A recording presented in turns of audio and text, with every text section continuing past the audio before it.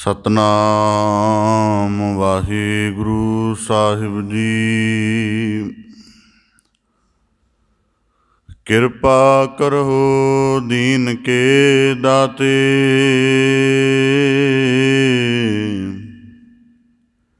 ਮੇਰਾ ਗੁਣ ਅਵਗਣ ਨਾ ਵਿਚਾਰੋ ਕੋਈ।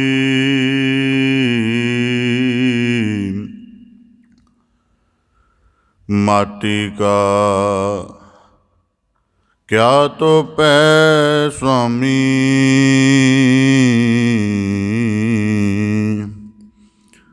मानस की गते।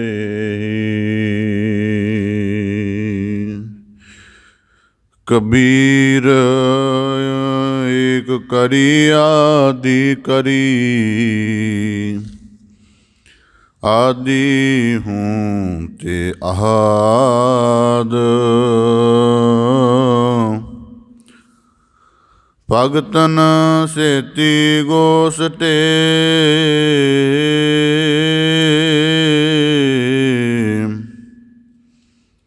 जो कीने सो लाभ। बेसुमार छहाय गणत तोलै, जो बुलाओ त्यों नानक दास बोलै। सतनाम वाहिगुरु साहिब जी। महला पंजवा। कबीर कूकर भौकना, करंग पिछै उठ तहाए। करमी सतगुर पाया, जिन हो लिया छड़ाए। महला पंजवा। कबीर धरती साध की, तस्कर बैसहे गाहे। धरती भार न व्यापई, उनको लाहू लाहे। महला पंजवा। कबीर चावल कारने, तुख को मोहली लाए। संग कुसंगी बैसते, तब पूछै धर्म राए। वाहिगुरु जी का खालसा, वाहिगुरु जी की फतेह। धन धन सतगुरु गुरु गरीब निवाज, पतित पावन कृपा निध दया निध करुणा निध सतगुरु श्री गुरु ग्रंथ साहिब जी। दीन दयाल पातशाह, तिन्हां दी अपार मेहरामत है। सतगुरु साहिब जी ने सानू सब नू अपनी मेहर भरी नज़र करके अपनी पावन पवित्र मुबारक चरण शरण हजूरी के अंतर्गत सतसंगत रूप विच जुड़न दा, अपने मनुखा जीवन के दुर्लभ अवसर नू गुरु की कार कमावन सदका शब्द की साधना दे नाल सफल करन दा अवसर बख्शिश करके नवाजिया है जी। आप जी बड़े सुभागशाली हो जो सतगुरु की मेहरामत नू भगत कबीर साहब के सलोकां की लड़ीवार विचार द्वारा मानण का यतन करते हो जी। पावन बाणी की लड़ीवार विचार के नाल जुड़न का यतन करिए। विचार प्रारंभ करन तो पहला बड़े अदब सहित उचारण करो जी। सतनाम श्री वाहिगुरु साहिब जी। महला पंजवा। कबीर कूकर भौकना, करंग पिछै उठ ताए। भगत सिरमौर ਭਗਤ ਕਬੀਰ ਸਾਹਿਬ ਜੀ ਲੜੀਵਾਰ ਸ਼ਲੋਕਾਂ ਦੇ ਅੰਤਰਗਤ ਇਸ ਤੋਂ ਪਹਿਲੇ ਸ਼ਲੋਕਾਂ ਵਿੱਚ ਬਖਸ਼ਿਸ਼ ਕੀਤੀ ਸੀ ਕਿ ਜਿਸ ਮਨੁੱਖ ਦੇ ਵਿੱਚ ਹਰੀ ਦੇ ਸਿਮਰਨ ਦਾ ਸਰਵ ਪੱਖੀ ਆਧਾਰ ਹੈ, ਉਹੀ ਆਪਣੇ ਜੀਵਨ ਦੇ ਵਿੱਚ ਸੁੱਖ ਕਰਕੇ ਆਪਣੀ ਆਤਮਿਕ ਅਡੋਲਤਾ ਦਾ ਅਧਿਕਾਰੀ ਹੈ। ਹਰੀ ਸਿਮਰਨ ਦਾ ਅਹਿਸਾਸ, ਉਹਦਾ ਜਪ, ਉਹਦਾ ਗਿਆਨ ਰੂਪ ਜਿਸ ਜੀਵ ਦੇ ਜੀਵਨ ਵਿੱਚ ਢਲ ਜਾਂਦਾ ਹੈ, ਉਹ ਜੀਵਨ ਦੀ ਕਿਸੇ ਵੀ ਪ੍ਰਸਥਿਤੀ ਤੋਂ ਕਿਸੇ ਵੀ ਕਾਰਨ ਕਰਕੇ ਡੋਲਦਾ ਨਹੀਂ ਹੈ। ਅਤੇ ਜਦ ਮਨੁੱਖ ਦਾ ਜੀਵਨ ਕਿਤੇ ਵਿਕਾਰਾਂ ਦੇ ਵਿੱਚ ਭਰਮ ਜਾਏ, ਉਸ ਸਮੇਂ ਸਤ ਸੰਗਤ ਦੇ ਰੂਪ ਵਿੱਚ ਕੀਤਾ ਹੋਇਆ ਸਾਧਨਾ ਵਾਲਾ ਕਰਮ ਮਨੁੱਖ ਦੇ ਜੀਵਨ ਦੇ ਮਹੱਤਵ ਨੂੰ ਬਚਾ ਲੈਂਦਾ ਹੈ ਅਤੇ ਮਨੁੱਖ ਦੀ ਸਤਿਗੁਰੂ ਦੀ ਕਿਰਪਾ ਦੁਆਰਾ ਰੱਖਿਆ ਹੁੰਦੀ ਹੈ। ਨਾਲ ਹੀ ਜ਼ਿਕਰ ਕੀਤਾ ਸੀ ਜੀ, ਜਿਹੜੇ ਮਨੁੱਖਾਂ ਨੂੰ ਆਪਣੇ ਜੀਵਨ ਦੀ ਅਮੋਲਕ ਰਾਸ ਦੀ ਦੁਰਲੱਭ ਅਵਸਰ ਦੀ ਸੋਝੀ ਨਹੀਂ ਹੈ, ਉਹ ਜਿਵੇਂ ਸੰਸਾਰ ਦੇ ਕਈ ਕੰਮਾਂ ਨੂੰ ਟਾਲ ਮਟੋਲ ਕਰਦਿਆਂ ਉਚਿਤ ਸਮਾਂ ਲੰਘਾ ਲੈਂਦੇ ਹਨ, ਵੱਤਰ ਲੰਘ ਜਾਂਦਾ ਹੈ। ਇਵੇਂ ਹੀ ਮਨੁੱਖ ਕਈ ਵਾਰੀ ਵਿਕਾਰਾਂ ਦੇ ਜਾਂ ਜੀਵਨ ਮਨੋਰਥ ਦੀ ਸੋਝੀ ਨਾ ਹੋਣ ਕਰਕੇ ਅਣਜਾਣ ਭਾਵ ਦੇ ਵਿੱਚ ਜੀਵਨ ਦੀ ਇਸ ਅਮੋਲਕ ਵਾਰੀ ਨੂੰ ਵਿਅਰਥ ਗਵਾ ਲੈਂਦਾ ਹੈ ਅਤੇ ਫਿਰ ਜੀਵਨ ਸਮਾਪਤੀ 'ਤੇ ਆ ਜਾਂਦਾ ਹੈ। ਨਿਰਾਸ਼ਾ ਪੱਲੇ ਪੈਂਦੀ ਹੈ ਕਿ ਜੀਵਨ ਦਾ ਕੋਈ ਖਾਸ ਮਨੋਰਥ ਨਹੀਂ ਬਣਾਇਆ ਗਿਆ, ਸੰਚਿਤ ਕੀਤਾ ਗਿਆ। ਇਸੇ ਪ੍ਰਕਾਰ ਇਹਨਾਂ ਸ਼ਲੋਕਾਂ ਤੋਂ ਉਪਰੰਤ ਅੱਜ ਵਾਲੇ ਸ਼ਲੋਕ ਗੁਰੂ ਅਰਜਨ ਦੇਵ ਸਾਹਿਬ ਜੀ ਦੀ ਮੁਬਾਰਕ ਰਚਨਾ ਤੋਂ ਉਚਾਰਨ ਹਨ। 3 ਸ਼ਲੋਕ ਜੋ ਪਾਠ ਸ਼ਰਵਣ ਕੀਤਾ ਹੈ, ਇਹਨਾਂ ਸ਼ਲੋਕਾਂ ਦੇ ਉਚਾਰਨ ਦਾ ਗੁਰੂ ਅਰਜਨ ਦੇਵ ਸਾਹਿਬ ਜੀ ਦਾ ਭਾਵ ਇਹ ਹੈ ਕਿ ਗੁਰੂ ਸਾਹਿਬ ਜੀ ਜੋ ਪਿਛਲੇ ਸ਼ਲੋਕ ਅੰਦਰ ਕਿ ਟਾਲੈ ਟੋਲੈ ਦੀ ਰਮਜ ਕੀ ਹੈ, ਉਸ ਨੂੰ ਇਸ ਸ਼ਲੋਕ ਦੁਆਰਾ ਪ੍ਰਗਟ ਕਰ ਰਹੇ ਹਨ। ਅਤੇ ਅੱਗੇ ਜਿਹੜਾ ਟਾਲੈ ਟੋਲੈ ਵਾਲਾ ਜੀਵਨ ਹੈ, ਉਹ ਕਿਸ ਤਰ੍ਹਾਂ ਸਵੱਛ ਹੋ ਸਕੇ, ਸ਼ੁੱਧ ਹੋ ਸਕੇ, ਇਸ ਦਾ ਉੱਤਰ ਦਿੰਦਿਆਂ ਹੋਇਆਂ ਗੁਰੂ ਅਰਜਨ ਦੇਵ ਸਾਹਿਬ ਜੀ ਭਗਤ ਕਬੀਰ ਸਾਹਿਬ ਜੀ ਦੇ ਨਾਲ ਆਪਣੇ ਸ਼ਬਦ ਅਨੁਭਵ ਦੀ ਇਕਮਿਕਤਾ ਦਾ, ਅਭੇਦਤਾ ਦਾ ਪ੍ਰਗਟਾਵਾ ਕਰਦਿਆਂ ਫਰਮਾਉਂਦੇ ਹਨ। ਮਹੱਲਾ ਪੰਜਵਾਂ। ਕਬੀਰ ਕੂਕਰ ਭੌਕਨਾ, ਕਰੰਗ ਪਿਛੈ ਉਠ ਧਾਏ।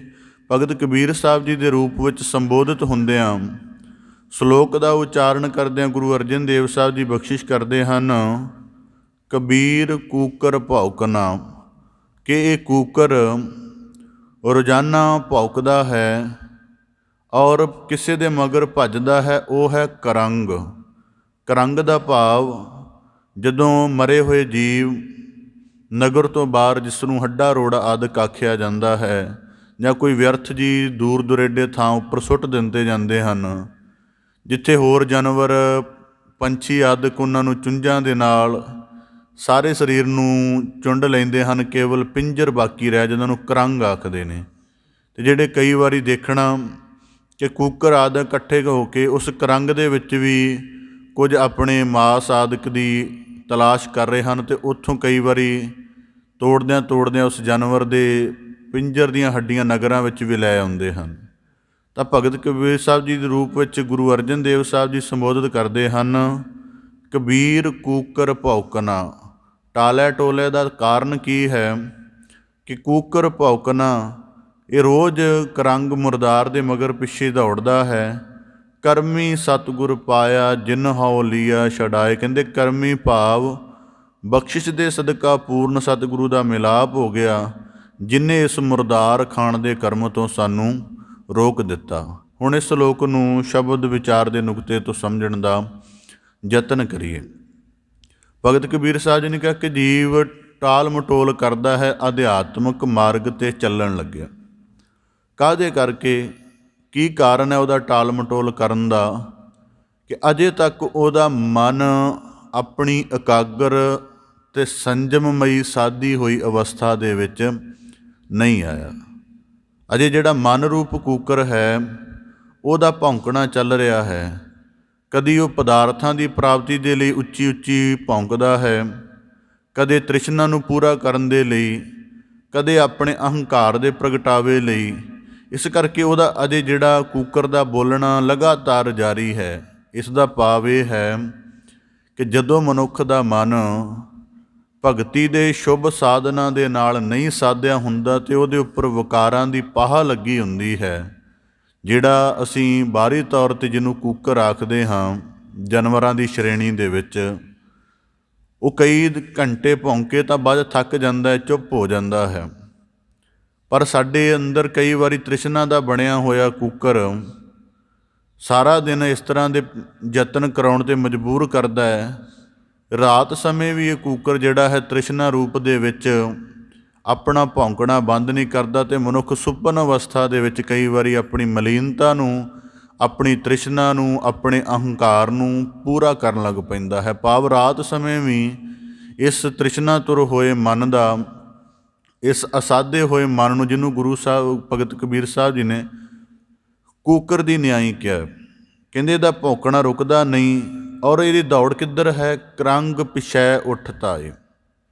ਹੁਣ ਕਿਸੇ ਸਾਬਤ ਜਾਨਵਰ ਦੇ ਜੋ ਮਰਿਆ ਹੋਇਆ ਉਹਦੇ ਨੇੜੇ ਜਾਏਗਾ ਤਾਂ ਕੁਝ ਹੋ ਸਕਦਾ, ਕੁਝ ਠੀਕ, ਕੁਝ ਮਾਸ ਸਾਧਕ ਪ੍ਰਾਪਤ ਹੋ ਜਾਏ, ਪਰ ਹਾਲਤ ਕੀ ਹੈ? ਕਰੰਗ। ਕੇਵਲ ਪਿੰਜਰ ਦੇ ਵਿੱਚੋਂ ਕੀ ਪ੍ਰਾਪਤ ਹੋਏਗਾ? ਹੱਡੀ ਚੱਬੀ ਨਹੀਂ ਜਾਏਗੀ। ਇਸ ਕਰਕੇ ਕਈ ਵਾਰੀ ਜਿਨ੍ਹਾਂ ਨੇ ਇਸ ਗੱਲਾਂ ਨੂੰ ਨੋਟ ਕੀਤਾ ਹੋਏਗਾ ਕਿ ਕਈ ਵਾਰੀ ਕੂਕਰ ਉੱਥੋਂ ਟੁੱਟਣ ਤੋਂ ਬਾਅਦ ਹੱਡੀ ਤਾਂ ਲੈ ਆਉਂਦੇ ਨੇ, ਉਹ ਬਾਅਦ ਚੱਬੀ ਨਹੀਂ ਜਾਂਦੀ ਜਾਂ ਉਹਦੇ ਕੋਲ ਕੁਝ ਪ੍ਰਾਪਤ ਨਹੀਂ ਹੁੰਦਾ। ਫਿਰ ਕਈ ਵਾਰੀ ਆਬਾਦੀ ਵਾਲੇ ਇਲਾਕਿਆਂ ਦੇ ਵਿੱਚ ਉਹ ਹੱਡੀ ਸੁੱਟ ਕੇ ਅੱਗੇ ਤੁਰ ਜਾਂਦੇ। ਇਸੇ ਤਰ੍ਹਾਂ ਭਗਤ ਕਬੀਰ ਸਾਹਿਬ ਜੀ, ਗੁਰੂ ਸਾਹਿਬ ਜੀ ਸੰਬੋਧਿਤ ਕਰਦੇ ਹਨ, ਕਰੰਗ ਪਿਛੈ ਉੱਠ ਤਾਏ। ਪਤਾ ਹੈ ਕਿ ਵਿਕਾਰਾਂ ਦੇ ਇਹ ਸਵਾਦ ਜ਼ਿੰਦਗੀ ਦੇ ਵਿੱਚ ਕੋਈ ਬਹੁਤੀ ਉੱਚੀ ਅਵਸਥਾ ਦਾ ਨਿਰਮਾਣ ਨਹੀਂ ਕਰਨਗੇ। ਪਤਾ ਹੈ ਇਹਨਾਂ ਪਦਾਰਥਾਂ ਦੀ ਭਾਵੇਂ ਪਕੜ ਜਿੰਨੀ ਮਰਜ਼ੀ ਕਰ ਲਵੋ, ਆਖਰ ਦੇ ਵਿੱਚ ਇਹ ਢਿੱਲੀ ਹੋ ਹੀ ਜਾਵੇਗੀ। ਜਿੰਨਾ ਮਰਜ਼ੀ ਇਸ ਸੰਸਾਰ ਦੀ ਤਰਫ ਧੰਦੇ ਧਾਵਣੀ ਕਰਕੇ ਆਪਣੀ ਦੌੜ ਨੂੰ ਕਿੰਨਾ ਵੀ ਤੇਜ਼ ਕਿਉਂ ਨਾ ਕਰ ਲਿਆ ਜਾਵੇ, ਕਾਲ ਚੱਕਰ ਦੀ ਮਾਰ ਇਸ ਦੌੜ ਨੂੰ ਜ਼ਰੂਰ ਮੱਧਮ ਕਰ ਦੇਵੇਗੀ। ਭਾਵ ਜਿਵੇਂ ਹੱਡੀ ਚੱਬਣ ਦੇ ਨਾਲ ਕੋਈ ਸਵਾਦ ਨਹੀਂ ਹੈ, ਇੰਝ ਹੀ ਮਨੁੱਖ ਦਾ ਤ੍ਰਿਸ਼ਨਾ ਦੇ ਤਹਿਤ ਵਾਸ਼ਨਾ ਦੇ ਅਧੀਨ ਹੋਇਆ ਮਨ, ਪਤਾ ਵੀ ਹੈ ਕਿ ਇਹਨਾਂ ਦੇ ਸਵਾਦ ਸਦੀਵੀ ਨਹੀਂ, ਸਗੋਂ ਇਹਨਾਂ ਦੇ ਸਵਾਦ ਮਨੁੱਖ ਨੂੰ ਨਿਰਾਸ਼ਾ ਕਰਨ ਵਾਲੇ ਹਨ। ਤਾਂ ਵੀ ਭਗਤ ਕਬੀਰ ਸਾਹਿਬ ਜੀ ਕਹਿੰਦੇ ਇਹ ਮਨ ਜਿਹੜਾ ਹੈ ਉਸ ਤਰਫ ਦੌੜਦਾ ਹੈ, ਉਸ ਤਰਫ ਲਗਾਤਾਰ ਯਤਨ ਕਰਦਾ ਹੈ। ਇੱਕ ਗੱਲ ਦੇਖ ਲੈਣਾ, ਸਾਡੀ ਅੱਗੇ ਕਈ ਦਫਾ ਜ਼ਿਕਰ ਕੀਤਾ ਕਿ ਸਾਡੀ ਬੰਦਗੀ ਸਰਵ ਪੱਖੀ ਅਤੇ ਸਜੀਵ ਹੋਣੀ ਚਾਹੀਦੀ। ਇਹ ਅੱਜ ਦੇ ਸਮੇਂ 'ਚ ਬੜੀ ਲੋੜ ਹੈ। ਜੇ ਅਧਿਆਤਮਿਕਤਾ ਨੂੰ ਪਾਖੰਡ ਤੋਂ ਬਚਾਉਣਾ ਹੈ ਜਾਂ ਦਿਖਾਵੇ ਤੋਂ ਬਚਾਉਣਾ ਹੈ ਤਾਂ ਮਨੁੱਖ ਦੀ ਬੰਦਗੀ ਬੜੀ ਸਜੀਵ, ਬੜੀ ਸਰਵ ਪੱਖੀ ਔਰ ਬੜੀ ਅਹਿਸਾਸ ਭਰਪੂਰਨ ਹੋਣੀ ਚਾਹੀਦੀ। ਕਿਸ ਪ੍ਰਕਾਰ? ਹੁਣ ਯਕੀਨਨ ਹੈ ਇਹ ਦ੍ਰਿਸ਼ ਭਗਤ ਕਬੀਰ ਸਾਹਿਬ ਜੀ ਨੇ ਦੇਖਿਆ ਹੋਵੇਗਾ ਕਿ ਕੋਈ ਕੂਕਰ ਕਿਸੇ ਜਗ੍ਹਾ ਤੋਂ ਜਾਂ ਕਿਸੇ ਜਗ੍ਹਾ ਕੂਕਰ ਇਕੱਠੇ ਹੋ ਕੇ ਕਿਸੇ ਕਰੰਗ ਦੇ ਵਿੱਚ ਮੂੰਹ ਮਾਰ ਰਹੇ ਹਨ, ਉੱਥੇ ਕੁਝ ਯਤਨ ਕਰ ਰਹੇ ਹਨ। ਦੇਖਿਆ ਉਹਨਾਂ ਨੇ ਆਮ ਦ੍ਰਿਸ਼ ਹੈ, ਪਰ ਉਹਦੇ ਵਿੱਚੋਂ ਆਪਣੇ ਗਿਆਨ ਦਾ ਪਰਸਪੈਕਟਿਵ ਜਗਾ ਲਿਆ। ਇਹਨੂੰ ਸਜੀਵ ਬੰਦਗੀ ਕਹਿੰਦੇ ਹਨ। ਜਿਵੇਂ ਉਦਾਹਰਨ ਦੇ ਤੌਰ 'ਤੇ ਜਦੋਂ ਮਨੁੱਖ, ਚਲੋ ਆਪਣਾ ਤਾਂ ਇੱਧਰ ਇੰਨਾ ਮਾਹੌਲ ਨਹੀਂ, ਜਿਵੇਂ ਵਰਤਮਾਨ ਸਮੇਂ ਦੇ ਵਿੱਚ ਜਿੰਨੇ ਵੀ ਵੱਡੇ ਕੰਪੀਟੀਟਿਵ ਐਗਜ਼ਾਮ ਨੇ ਉਹਨਾਂ ਦਾ ਮੇਨ ਦੇ ਸੈਂਟਰ ਦਿੱਲੀ ਹੈ। ਮੈਂ ਕਾਫੀ ਜਾਣਕਾਰ ਉੱਥੇ ਗਏ, ਪੁੱਛਿਆ ਕਾਰਨ ਕੀ ਹੈ? ਕਹਿੰਦੇ ਉੱਥੇ ਮਤਲਬ ਕਿ ਜਦੋਂ ਉੱਥੇ ਮਾਹੌਲ ਇਸ ਤਰ੍ਹਾਂ ਦਾ ਹੈ, ਉੱਥੇ ਉਦਾਹਰਨ ਦੇ ਤੌਰ 'ਤੇ ਕੋਈ ਆਮ ਉਸ ਥਾਂ ਦੇ ਵਿੱਚ ਕੋਈ ਆਮ ਬੰਦਾ ਵੀ ਬੈਠਾ, ਉਹ ਵੀ ਤੁਹਾਡੇ ਗਿਆਨ 'ਚ, ਤੁਹਾਡੀ ਤਿਆਰੀ ਦੇ ਵਿੱਚ 1-2 ਪੈਸੇ ਦਾ ਯੋਗਦਾਨ ਪਾ ਦਿੰਦਾ। ਮਾਹੌਲ ਕਰਕੇ ਛੇਤੀ ਸਫਲਤਾ ਯਕੀਨੀ ਹੋ ਜਾਂਦੀ ਹੈ। ਇਸੇ ਤਰ੍ਹਾਂ ਜਦੋਂ ਮਨੁੱਖ ਦੇ ਮਨ ਦਾ ਮਾਹੌਲ ਉਹਦੇ ਅਨੁਸਾਰ ਹੁੰਦਾ ਤਾਂ ਉਵੇਂ ਹੀ ਚੱਲਦਾ ਹੈ। ਤਾਂ ਭਗਤ ਕਬੀਰ ਸਾਹਿਬ ਜੀ ਕਹਿੰਦੇ, ਕਬੀਰ ਕੂਕਰ ਭੌਕਨਾ ਕਰੰਗ ਪਿਛੈ ਉੱਠ ਤਾਏ। ਅਤੇ ਜਦੋਂ ਮਨੁੱਖ ਆਪਣੇ ਮਨ ਦੇ ਸੰਸਾਰ ਨੂੰ ਨਹੀਂ ਜਾਣਦਾ ਅਤੇ ਮਨ ਕਿੰਨਾ ਕਿੰਨਾ ਕਾਰਨਾਂ ਕਰਕੇ ਅਧੀਨ ਹੈ, ਇਸੇ ਤਰ੍ਹਾਂ ਭਗਤ ਕਬੀਰ ਸਾਹਿਬ ਜੀ ਨੇ ਯਕੀਨਨ ਇਹ ਦ੍ਰਿਸ਼ ਦੇਖਿਆ, ਉਹਦੇ ਵਿੱਚੋਂ ਆਪਣੇ ਗਿਆਨ ਦਾ ਅਧਿਆਤਮਿਕ ਪੱਖ ਜਗਾ ਲਿਆ ਕਿ ਜਿਵੇਂ ਇਹਨਾਂ ਨੂੰ, ਇਸ ਕਰੰਗ ਨੂੰ ਤੋੜ ਕੇ ਜਾਂ ਕੱਟ ਕੇ ਕੁਝ ਹੱਥ ਨਹੀਂ ਆਉਣ ਵਾਲਾ, ਇੰਝ ਹੀ ਸਾਡੇ ਮਨ ਦੀ ਹਾਲਤ ਹੈ। ਇਹਨੂੰ ਕਹਿੰਦੇ ਨੇ ਸਜੀਵ ਬੰਦਗੀ, ਕਿ ਕੋਈ ਵੀ ਦ੍ਰਿਸ਼ ਦੇਖਣਾ। ਇਸ ਕਰਕੇ ਜਦ ਕਦੇ ਯਤਨ ਹੋਇਆ ਤਾਂ ਵੈਸੇ ਯਤਨ ਕਿਸੇ ਦੂਜੇ ਰੂਪ 'ਚ ਹੋਣੇ ਚਾਹੀਦੇ ਹਨ, ਕਿ ਆਮ ਬੈਠ ਕੇ ਕਿ ਸਮਝਿਆ ਜਾਵੇ ਕਿ ਭਗਤ ਕਬੀਰ ਸਾਹਿਬ ਜੀ ਨੇ ਕਿਵੇਂ ਕਿਵੇਂ ਹਰੇਕ ਦ੍ਰਿਸ਼ 'ਚੋਂ ਆਪਣੇ ਜੀਵਨ ਦਾ ਅਧਿਆਤਮਿਕ ਗਿਆਨ ਜਗਾ ਕੇ ਅਤੇ ਉਹਨੂੰ ਇੱਕ ਜਿਉਣ ਵਾਲੀ ਸਥਿਤੀ ਦੇ ਵਿੱਚ ਅਨੁਭਵ ਵਿੱਚ ਲੈ ਆਉਂਦਾ। ਤਾਂ ਭਗਤ ਕਬੀਰ ਸਾਹਿਬ ਜੀ ਕਹਿੰਦੇ ਪਿੱਛੇ ਉੱਠ ਧਾਏ, ਔਰ ਬਾਰ-ਬਾਰ ਉਹਦੇ ਮਗਰ ਧਾਵਣੀ ਲੱਗੀ ਰਹਿੰਦੀ ਹੈ। ਅਤੇ ਅੱਗੇ ਆਖਦੇ ਹਨ, ਕਰਮੀ ਸਤਿਗੁਰ ਪਾਇਆ ਜਿਨ ਹਉ ਲੀਆ ਛਡਾਏ, ਕਿ ਪੂਰਨ ਸਤਿਗੁਰੂ ਦੀ ਬਖਸ਼ਿਸ਼ ਹੋਈ, ਪੂਰਨ ਸਤਿਗੁਰੂ ਦਾ ਮਿਲਾਪ ਹੋਇਆ। ਤਾਂ ਉਸ ਨੇ ਗਿਆਨ ਕਰਵਾ ਦਿੱਤਾ ਕਿ ਕੁਝ ਵਸਤਾਂ ਚਬਾਉਣ ਯੋਗ ਹੁੰਦੀਆਂ ਨੇ, ਚਬਾਉਣ ਤੋਂ ਬਾਅਦ ਪਚਾਉਣ ਯੋਗ ਹੁੰਦੀਆਂ ਨੇ, ਪਚਾਉਣ ਤੋਂ ਬਾਅਦ ਕੁਝ ਵਸਤਾਂ ਲਾਹੇਵੰਦ ਹੁੰਦੀਆਂ ਨੇ ਅਤੇ ਕੁਝ ਹਾਨੀਕਾਰਕ ਹੁੰਦੀਆਂ ਨੇ। ਜਿਵੇਂ ਮਨੁੱਖ ਭੋਜਨ ਨੂੰ ਵੀ ਚਬਾਉਂਦਾ ਹੈ, ਪਰ ਭੋਜਨ ਬਾਅਦ ਦੇ ਵਿੱਚ ਖੂਨ ਬਣਦਾ ਹੈ, ਸਰੀਰ ਨੂੰ ਕਾਰਜ ਦਿੰਦਾ ਹੈ, ਸਮਰੱਥਾ ਦਿੰਦਾ ਹੈ। ਪਰ ਦੂਜੇ ਪਾਸੇ ਕੁਝ ਹਾਨੀਕਾਰਕ ਪਦਾਰਥ ਨੇ, ਚਬਾਏ ਖਾਧੇ ਪੀਤੇ ਉਹ ਵੀ ਜਾਂਦੇ ਹਨ, ਪਰ ਮਨੁੱਖ ਦੀ ਅੰਦਰੂਨੀ ਸਰੀਰਕ ਅਵਸਥਾ ਨੂੰ ਪ੍ਰਭਾਵਿਤ ਕਰ ਦਿੰਦੇ ਹਨ। ਇੰਝ ਹੀ ਜਦੋਂ ਸਾਡਾ ਮਨ ਆਸਾ ਤ੍ਰਿਸ਼ਨਾ ਵਾਸਨਾ ਤੋਂ ਰਹਿਤ ਨਹੀਂ ਹੁੰਦਾ, ਤਾਂ ਉਦੋਂ ਇਹ ਮਨੁੱਖ ਹਰ ਵੇਲੇ ਐਸੇ ਯਤਨ ਕਰਦਾ ਰਹਿੰਦਾ ਹੈ, ਪਰ ਪੂਰਨ ਸਤਿਗੁਰੂ ਦੀ ਪਛਾਣ ਜਿਹੜੀ ਹੈ ਉਹ ਸਾਨੂੰ ਕਰਵਾ ਦਿੰਦੇ ਹਨ ਕਿ ਇਹਨਾਂ ਵਿਕਾਰਾਂ ਦੇ ਅਲਪ ਰਸ ਹਨ। ਅਲਪ ਰਸ ਦਾ ਭਾਵ ਹੈ ਕਿ ਇਹਨਾਂ ਅਲਪ ਰਸਾਂ ਤੋਂ ਮੁਕਤ ਹੋਇਆਂ ਹੀ ਮਨੁੱਖ ਪਰਮ ਰਸ ਦਾ ਅਧਿਕਾਰੀ ਹੋ ਸਕਦਾ। ਇਸ ਕਰਕੇ ਭਗਤ ਕਬੀਰ ਸਾਹਿਬ ਜੀ ਕਹਿੰਦੇ, ਕਰਮੀ ਸਤਿਗੁਰ ਪਾਇਆ ਜਿਨ ਹਉ ਲੀਆ ਛਡਾਏ, ਕਿ ਪੂਰਨ ਸਤਿਗੁਰੂ ਦਾ ਸਾਨੂੰ ਮਿਲਾਪ ਹੋ ਗਿਆ। ਉਹਨੇ ਆਪਣੇ ਮਿਲਾਪ ਦੇ ਸਦਕਾ ਸਾਨੂੰ ਇਸ ਸਾਰੇ ਕਰਮ ਤੋਂ ਛੁਡਵਾ ਲਿਆ, ਭਾਵ ਕਿ ਸਾਡੀ ਮੁਕਤ ਰੂਪ ਕਲਿਆਣ ਕਰ ਦਿੱਤੀ। ਹੁਣ ਇਸ ਸ਼ਲੋਕ ਦੇ ਇੱਕ ਹੋਰ ਭਾਵ ਦੇ ਆਪ ਦੇ ਸਨਮੁਖ ਅਰਜ ਕਰਾਂ। ਭਗਤ ਕਬੀਰ ਸਾਹਿਬ ਜੀ ਆਖਦੇ ਹਨ, ਕੂਕਰ ਭੌਕਣਾ। ਹੁਣ ਸਾਡੇ ਕੋਲੋਂ ਇੱਕ ਦਿਨ ਦੇ ਵਿੱਚ ਮਨ ਦੇ ਹਜ਼ਾਰਾਂ ਫੁਰਨੇ ਹਨ। ਕੂਕਰ ਭੌਂਕਣਾ, ਹੁਣ ਉਦਾਹਰਨ ਦੇ ਤੌਰ 'ਤੇ ਕੋਈ ਕਿਸੇ ਕੂਕਰ ਦਾ ਭੌਂਕਣ ਦੀ ਪ੍ਰਕਿਰਿਆ ਚੱਲ ਰਹੀ ਹੈ, ਤਾਂ ਉਹਦੇ ਕਈ ਕਾਰਨ ਲਗਭਗ ਇਹ ਹੋ ਸਕਦੇ ਹਨ। ਭੈ ਦੇ ਸਹਿਤ ਹੈ, ਭੁੱਖ ਦੇ ਸਹਿਤ ਹੈ। ਪਰ ਭਗਤ ਕਬੀਰ ਸਾਹਿਬ ਜੀ ਆਖਦੇ ਹਨ, ਕਰੰਗ ਪਿਛੈ ਉੱਠ ਧਾਏ। ਉਹਦੇ ਜਿਹੜੇ ਭੌਂਕਣ ਦੀ ਮਨਸ਼ਾ ਹੈ ਉਹ ਕੋਈ ਬਹੁਤੀ ਸਜੀਵ ਨਹੀਂ ਹੈ, ਉਹ ਕਿਸੇ ਆਪਣੇ ਅਧੂਰੇ ਕਾਰਨਾਂ ਕਰਕੇ ਭੌਂਕ ਰਿਹਾ ਹੈ। ਇਸ ਕਰਕੇ ਭਗਤ ਕਬੀਰ ਸਾਹਿਬ ਜੀ ਆਖਦੇ ਹਨ, ਕਬੀਰ ਕੂਕਰ ਭੌਂਕਣਾ।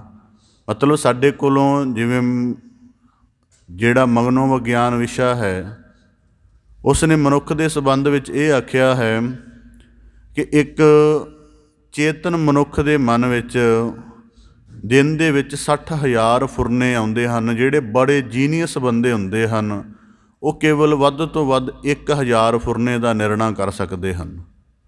ਦੇਖੋ ਕਿੰਨਾ ਮਨੁੱਖ ਦਾ ਚੇਤ ਮਨ ਹੈ। ਕੇਵਲ ਇੱਕ ਬਹੁਤ ਜਿਨ੍ਹਾਂ ਨੂੰ ਆਪਣੇ ਮਨ ਦੇ ਸਾਰੇ ਪੱਧਰਾਂ ਦੀ ਸੂਖਮ ਪਹਿਚਾਣ ਹੋ ਚੁੱਕੀ ਹੈ। ਇਸ ਕਰਕੇ ਭਗਤ ਕਬੀਰ ਸਾਹਿਬ ਜੀ ਕਹਿੰਦੇ, ਕੂਕਰ ਭੌਂਕਣਾ ਦਾ ਭਾਵ ਇੱਕ ਹੈ ਕੇਵਲ ਫੁਰਨੇ ਆਉਣੇ, ਪਰ ਦੂਜਾ ਹੈ ਉਹਨਾਂ ਫੁਰਨਿਆਂ ਦੇ ਵਿੱਚ ਮਨੁੱਖ ਦੀ ਤ੍ਰਿਸ਼ਨਾ ਜਾਂ ਵਾਸਨਾ ਦਾ ਲਿਪਤ ਹੋਣਾ। ਇਹ ਦੋ ਕਾਰਨ ਹਨ। ਇੱਕ ਤਾਂ ਫੁਰਨੇ ਦਾ ਭਾਵ ਹੈ ਕਿ ਇਹ ਤਾਂ ਯਕੀਨਨ ਆਏਗਾ, ਕਿਉਂਕਿ ਮਨ ਦਾ ਵੀ ਆਪਣੀ ਇੱਕ ਸ਼ਕਤੀ ਹੈ, ਪਰ ਉਹਦੇ ਅੰਦਰਲੀ ਨੇਚਰ ਕੀ ਹੈ ਫੁਰਨੇ ਦੀ, ਇਸ ਗੱਲ ਦੀ ਪਛਾਣ ਕਰਨੀ ਵੀ ਅਧਿਆਤਮਿਕ ਸਾਧਨਾ ਦੇ ਨੁਕਤੇ ਤੋਂ ਜ਼ਰੂਰੀ ਬਣ ਜਾਂਦੀ ਹੈ। ਤਾਂ ਭਗਤ ਕਬੀਰ ਸਾਹਿਬ ਜੀ ਆਖਦੇ ਹਨ, ਕਰੰਗ ਪਿਛੈ ਉੱਠ ਧਾਏ। ਤਾਂ ਫਿਰ ਜਦੋਂ ਫੁਰਨੇ ਦੀ ਨੇਚਰ ਦਾ ਨਿਰਣਾ ਕਰ ਲੈਂਦਾ ਮਨੁੱਖ, ਤਾਂ ਫਿਰ ਉਹਦੇ ਮਨ ਦੀ ਸਾਧਨਾ ਦੇ ਕੁਝ ਜਿਹੜੇ ਪੱਖ ਹਨ ਉਹ ਸ਼ੁੱਧ ਹੋਣੇ ਸ਼ੁਰੂ ਹੋ ਜਾਂਦੇ ਹਨ। ਅਤੇ ਕਰਮੀ ਸਤਿਗੁਰ ਪਾਇਆ ਦਾ ਭਾਵ ਇਹ ਹੈ ਕਿ ਸਤਿਗੁਰੂ ਸਾਨੂੰ ਅੰਤਰੀਵ ਦੇ ਇਹ ਭੇਦ ਜਣਾਉਂਦਾ ਹੈ ਕਿ ਆਪਣੇ ਅੰਦਰੋਂ ਵਾਸਨਾ ਦੇ ਤ੍ਰਿਸ਼ਨਾ ਦੇ ਜਿਹੜੀ ਬਣੀ ਹੋਈ ਲੇਸ ਹੈ, ਜਿਹੜੀ ਵੱਖੋ ਵੱਖ ਫੁਰਨਿਆਂ ਦੁਆਰਾ ਪ੍ਰਵਿਰਤ ਹੁੰਦੀ ਹੈ, ਤਿੰਨ ਹਉ ਲੀਆ ਛਡਾਏ, ਅਤੇ ਹਰੇਕ ਫੁਰਨੇ ਦੀ ਸਾਧਨਾ ਨੂੰ ਆਪਣੇ ਅਧਿਆਤਮਿਕ ਕਰਮ ਦੇ ਨਾਲ ਸ਼ਵੱਸ਼ ਕਰਨਾ, ਉਹਦੇ ਨਾਲ ਸੰਤੁਲਿਤ ਕਰਨਾ, ਇਹ ਸਤਿਗੁਰੂ ਦੇ ਸ਼ਬਦ ਦੀ ਸਾਧਨਾ ਦੇ ਨਾਲ ਆਉਂਦੇ। ਇਹਦੇ ਸੰਬੰਧ ਵਿੱਚ ਇੱਕ ਹੋਰ ਜ਼ਿਕਰ ਆਪਦੇ ਸਨਮੁਖ ਰੱਖਦੇ ਹਾਂ ਕਿ ਸਾਨੂੰ ਕਿਵੇਂ ਪਤਾ ਲੱਗੇ ਕਿ ਸਾਡਾ ਜਿਹੜਾ ਫੁਰਨਾ ਹੈ ਉਹ ਤ੍ਰਿਸ਼ਨਾ ਵਾਸਨਾ ਦੀ ਲੇਸ ਤੋਂ ਪ੍ਰਭਾਵਿਤ ਹੈ। ਕਾਰਨ ਹੈ ਕਿ ਮਨੁੱਖ ਦੇ ਕਰਮ ਇੰਦਰੀਆਂ ਵਜੋਂ, ਗਿਆਨ ਇੰਦਰੀਆਂ ਵਜੋਂ ਅੱਖਾਂ ਦੇਖਣ ਦਾ ਕਾਰਜ ਕਰਦੀਆਂ ਨੇ। ਦੇਖਣ ਕਾਰਜ ਦੇ ਨਾਲ ਇਹ ਸਾਡੇ ਦੇਖਣ ਦੀ ਚੀਜ਼ਾਂ ਦੇ ਬੋਧ ਕਰਨ ਦੀ ਪ੍ਰਕਿਰਿਆ ਪੂਰੀ ਹੁੰਦੀ ਹੈ। ਪਰ ਇਸ ਪ੍ਰਕਿਰਿਆ ਦੌਰਾਨ ਕਿਸੇ ਰੂਪ ਨੂੰ ਦੇਖਿਆ, ਉਹਦੇ ਮਲੀਨ ਭਾਵ ਜਦ ਹਿਰਦੇ ਅੰਦਰ ਉਪਜ ਰਹੇ ਹਨ, ਮਨ ਅੰਦਰ ਉਪਜ ਰਹੇ ਹਨ, ਜਾਂ ਕਿਸੇ ਪਰ ਵਸਤੂ ਨੂੰ ਦੇਖਿਆ, ਅਪਹਰਣ ਦੀ, ਚੋਰੀ ਦੀ, ਕੋਈ ਸੂਖਮ ਜਿਹੜੀ ਖਿਆਲ ਦੀ ਤਰੰਗਣਾ ਅੰਦਰ ਪੈਦਾ ਹੋ ਰਹੀ ਉਸ ਫੁਰਨੇ ਦੇ ਨਾਲ ਨਾਲ ਹੀ, ਉਹ ਸਾਨੂੰ ਨਿਰਣਾ ਕਰਵਾਉਂਦੀ ਹੈ ਕਿ ਸਾਡੇ ਫੁਰਨੇ ਵਾਸਨਾ ਤ੍ਰਿਸ਼ਨਾ ਦੇ ਵਿੱਚ ਲਿਪਤ ਹਨ। ਅਤੇ ਭਗਤ ਕਬੀਰ ਸਾਹਿਬ ਜੀ ਕਹਿੰਦੇ ਤਿੰਨ ਹਉ ਲੀਆ ਛਡਾਏ ਕਿ ਕਰਮੀ। ਹੁਣ ਕਰਮੀ ਦੇ ਵਿੱਚ ਵੀ ਇੱਕ ਰਮਜ ਪਈ ਹੋਈ ਹੈ। ਮਨੁੱਖ ਕਰਮ ਸ਼ਬਦ ਦੋ ਭਾਸ਼ਾਵਾਂ ਦੇ ਵਿੱਚ ਵਰਤਿਆ ਜਾਂਦਾ। ਸੰਸਕ੍ਰਿਤ ਦੇ ਵਿੱਚ ਇਹਦਾ ਅਰਥ ਹੁੰਦਾ ਯਤਨ ਜਾਂ ਕੰਮ ਕਰਨ ਦੀ ਚੇਸ਼ਟਾ, ਕਾਰਿਆ ਕਰਨਾ, ਪਰ ਅਰਬੀ ਦੇ ਵਿੱਚ ਜਾਂਦਿਆਂ ਜਾਂਦਿਆਂ ਇਹ ਲਫ਼ਜ਼ ਬਣ ਜਾਂਦਾ ਹੈ ਬਖਸ਼ਿਸ਼। ਇਸ ਕਰਕੇ ਕਰਮੀ ਦੇ ਵਿੱਚ ਸਤਿਗੁਰੂ ਸਾਹਿਬ ਜੀ ਨੇ ਇੱਕ ਰਮਜ ਰੱਖੀ ਹੈ ਕਿ ਮਨੁੱਖ ਨੂੰ ਮਨ ਪਵਿੱਤਰ ਮਿਲਦਾ ਹੈ, ਚਿੱਤ ਪਵਿੱਤਰ ਮਿਲਦਾ ਇਹਦੇ ਜਨਮ ਦੀ ਅਵਸਥਾ ਸਮੇਂ ਸਹਿਜ ਸਰੂਪ ਦੇ ਵਿੱਚ, ਬ੍ਰਹਮ ਸਰੂਪ ਦੇ ਵਿੱਚ। ਪਰ ਆਪਣੇ ਜੀਵਨ ਦੀ ਉੱਚ ਅਧਿਆਤਮਿਕਤਾ ਨੂੰ ਨਾ ਸਮਝਣ ਕਰਕੇ ਮਨੁੱਖ ਇਸ ਸਾਰੇ ਕੁਝ ਨੂੰ ਮਲੀਨ ਕਰਦਾ ਹੈ ਅਤੇ ਫਿਰ ਇਹਨੂੰ ਛੁਟਕਾਉਣ ਦਾ ਯਤਨ, ਜਿਹਨੂੰ ਇਹ ਬਖਸ਼ਿਸ਼ ਮੰਨਦਾ ਹੈ, ਉਹਦੀ ਸੰਭਾਵਨਾ ਵੀ ਇਹਦੇ ਆਪਣੇ ਕੋਲ ਹੀ ਹੈ। ਭਾਵ ਕਿ ਕਿਸੇ ਇੱਕ ਨੁਕਤੇ ਤੋਂ ਤਾਂ ਮਨੁੱਖ ਨੂੰ ਆਪਣੇ ਮਨ ਦੇ ਸੁਭਾਅ ਦੀ ਪਛਾਣ ਹੋਵੇ ਕਿ ਕਿਹੜੇ ਕਿਹੜੇ ਫੁਰਨੇ ਮੈਨੂੰ ਕਿਸ ਨੁਕਤੇ ਤੋਂ ਪ੍ਰਭਾਵਿਤ ਕਰ ਰਹੇ ਹਨ। ਪਹਿਲਾਂ ਪਛਾਣ ਹੋਵੇ ਆਪਣੇ ਆਪ ਦੀ, ਫਿਰ ਸਤਿਗੁਰੂ ਦੇ ਸ਼ਬਦ ਦੀ ਸਾਧਨਾ ਮਨੁੱਖ ਦੇ ਜੀਵਨ ਦੇ ਨਾਲ ਜੁੜੇ, ਤਾਂ ਫਿਰ ਸਤਿਗੁਰੂ ਸਾਹਿਬ ਜੀ ਕਹਿੰਦੇ ਜਿਨ ਹਉ ਲੀਆ ਛਡਾਏ। ਇਸ ਕਰਕੇ ਤਾਂ ਕਰਕੇ ਜਿਹੜੀਆਂ ਮਨ ਦੀਆਂ ਪ੍ਰਵਿਰਤੀਆਂ ਹਨ ਉਹਨਾਂ ਦੀਆਂ ਅੱਗੇ ਬਿਰਤੀਆਂ ਹੁੰਦੀਆਂ ਨੇ ਅਤੇ ਬਿਰਤੀਆਂ ਦੇ ਅੱਗੇ ਗੁਣ ਹੁੰਦੇ ਹਨ। ਜਿਵੇਂ ਇੱਕ ਦਾ ਜ਼ਿਕਰ ਆਪਦੇ ਸਨਮੁਖ ਰੱਖਦਿਆਂ ਕਿ ਕਾਮ ਹੈ, ਕਾਮ ਨੂੰ ਵਕਾਰ ਕਿਹਾ ਜਾਂਦਾ ਹੈ, ਪਰ ਉਦੋਂ ਕਿਹਾ ਜਾਂਦਾ ਜਦੋਂ ਅਧਿਆਤਮਿਕ ਸਾਧਨਾ ਦੇ ਮਸਲੇ 'ਚ ਬੋਲੀਏ, ਪਰ ਜਦੋਂ ਨਾ ਬੋਲੀ ਉਦੋਂ ਇੱਕ ਜੀਵਨ ਦੀ ਸ਼ਕਤੀ ਹੁੰਦਾ ਹੈ। ਹੁਣ ਕਾਮ ਦੀਆਂ ਅੱਗੇ 8 ਪ੍ਰਵਿਰਤੀਆਂ ਮੰਨੀਆਂ ਜਾਂਦੀਆਂ ਹਨ: ਸ਼ਰਵਣ, ਦ੍ਰਿਸ਼, ਕਲਪਨਾ, ਅਹਿਸਾਸ, ਬੋਧ, ਇਸ ਤਰ੍ਹਾਂ ਕਰਕੇ। ਫਿਰ ਉਹਨਾਂ ਦੇ 5 ਹਨ। ਜਿਵੇਂ ਕਲਪਨਾ ਦੇ ਵਿੱਚ ਕੀ ਚੱਲਦਾ ਹੈ, ਕਲਪਨਾ ਦੇ ਅੱਗੇ 5 ਗੁਣ ਕਿਵੇਂ ਚੱਲਦੇ ਨੇ ਕਿ ਮਨੁੱਖ ਕੋਈ ਨਕਸ਼ ਬਣਾਉਂਦਾ ਹੈ ਜਿਹਦੇ ਨਾਲ ਉਹਦੀ ਮਲੀਨਤਾ ਜਾਂ ਉਹਦੀ ਵਾਸਨਾ ਦੇ ਭਾਵ ਜੁੜੇ ਹੁੰਦੇ ਹਨ। ਉਸ ਕਲਪਨਾ ਦਾ ਕੋਈ ਸਾਕਾਰ ਰੂਪ ਲੱਭਦਾ ਹੈ, ਉਸ ਕਲਪਨਾ ਨੂੰ ਕਿਸੇ ਸਜਿੰਦ ਰੂਪ ਦੇ ਵਿੱਚ ਦੇਖਣਾ ਚਾਹੁੰਦਾ। ਇਸ ਕਰਕੇ ਉਹ ਹਰੇਕ ਨਕਸ਼ ਨੂੰ ਇੱਕੋ ਹੀ ਨੁਕਤੇ ਤੋਂ ਦੇਖਣ ਲੱਗ ਪੈਂਦਾ ਹੈ। ਇਸ ਕਰਕੇ ਵਕਾਰਾਂ ਦਾ ਕਿੰਨਾ ਗਹਿਰਾ ਸਿਲਸਿਲਾ ਹੈ ਸਾਡੇ ਜੀਵਨ ਦੇ ਵਿੱਚ। ਪਰ ਭਗਤ ਕਬੀਰ ਸਾਹਿਬ ਜੀ ਬਖਸ਼ਿਸ਼ ਕਰਦੇ ਜਿਨ ਹਉ ਲੀਆ ਛਡਾਏ, ਅਤੇ ਸਤਿਗੁਰੂ ਸਾਰੇ ਤੋਂ ਛਡਾ ਲੈਂਦਾ। ਪਰ ਯਤਨ ਇਤਨਾ ਹੈ ਕਿ ਮਨੁੱਖ ਨੂੰ ਆਪਣੇ ਸੁਰਤ ਦੇ ਸਾਰੇ ਪੱਧਰ ਬੁੱਝਣੇ ਆਉਣ ਕਿ ਸੁਰਤ ਦਾ ਵਹਿਣ ਸੰਸਾਰ ਮੁਖੀ ਹੈ, ਵਕਾਰ ਮੁਖੀ ਹੈ ਕਿ ਜਾਂ ਭਗਤੀ ਮੁਖੀ ਹੈ। ਇਸੇ ਪ੍ਰਕਾਰ ਬਖਸ਼ਿਸ਼ ਕਰਦੇ ਹਨ। ਮਹੱਲਾ ਪੰਜਵਾਂ। ਕਬੀਰ ਧਰਤੀ ਸਾਧ ਕੀ, ਤਸਕਰ ਬੈਸਹਿ ਗਾਹੇ। ਤਾਂ ਅਗਲੇ ਸ਼ਲੋਕ ਦੁਆਰਾ ਭਗਤ ਕਬੀਰ ਸਾਹਿਬ ਜੀ ਬਖਸ਼ਿਸ਼ ਕਰਦੇ ਹਨ।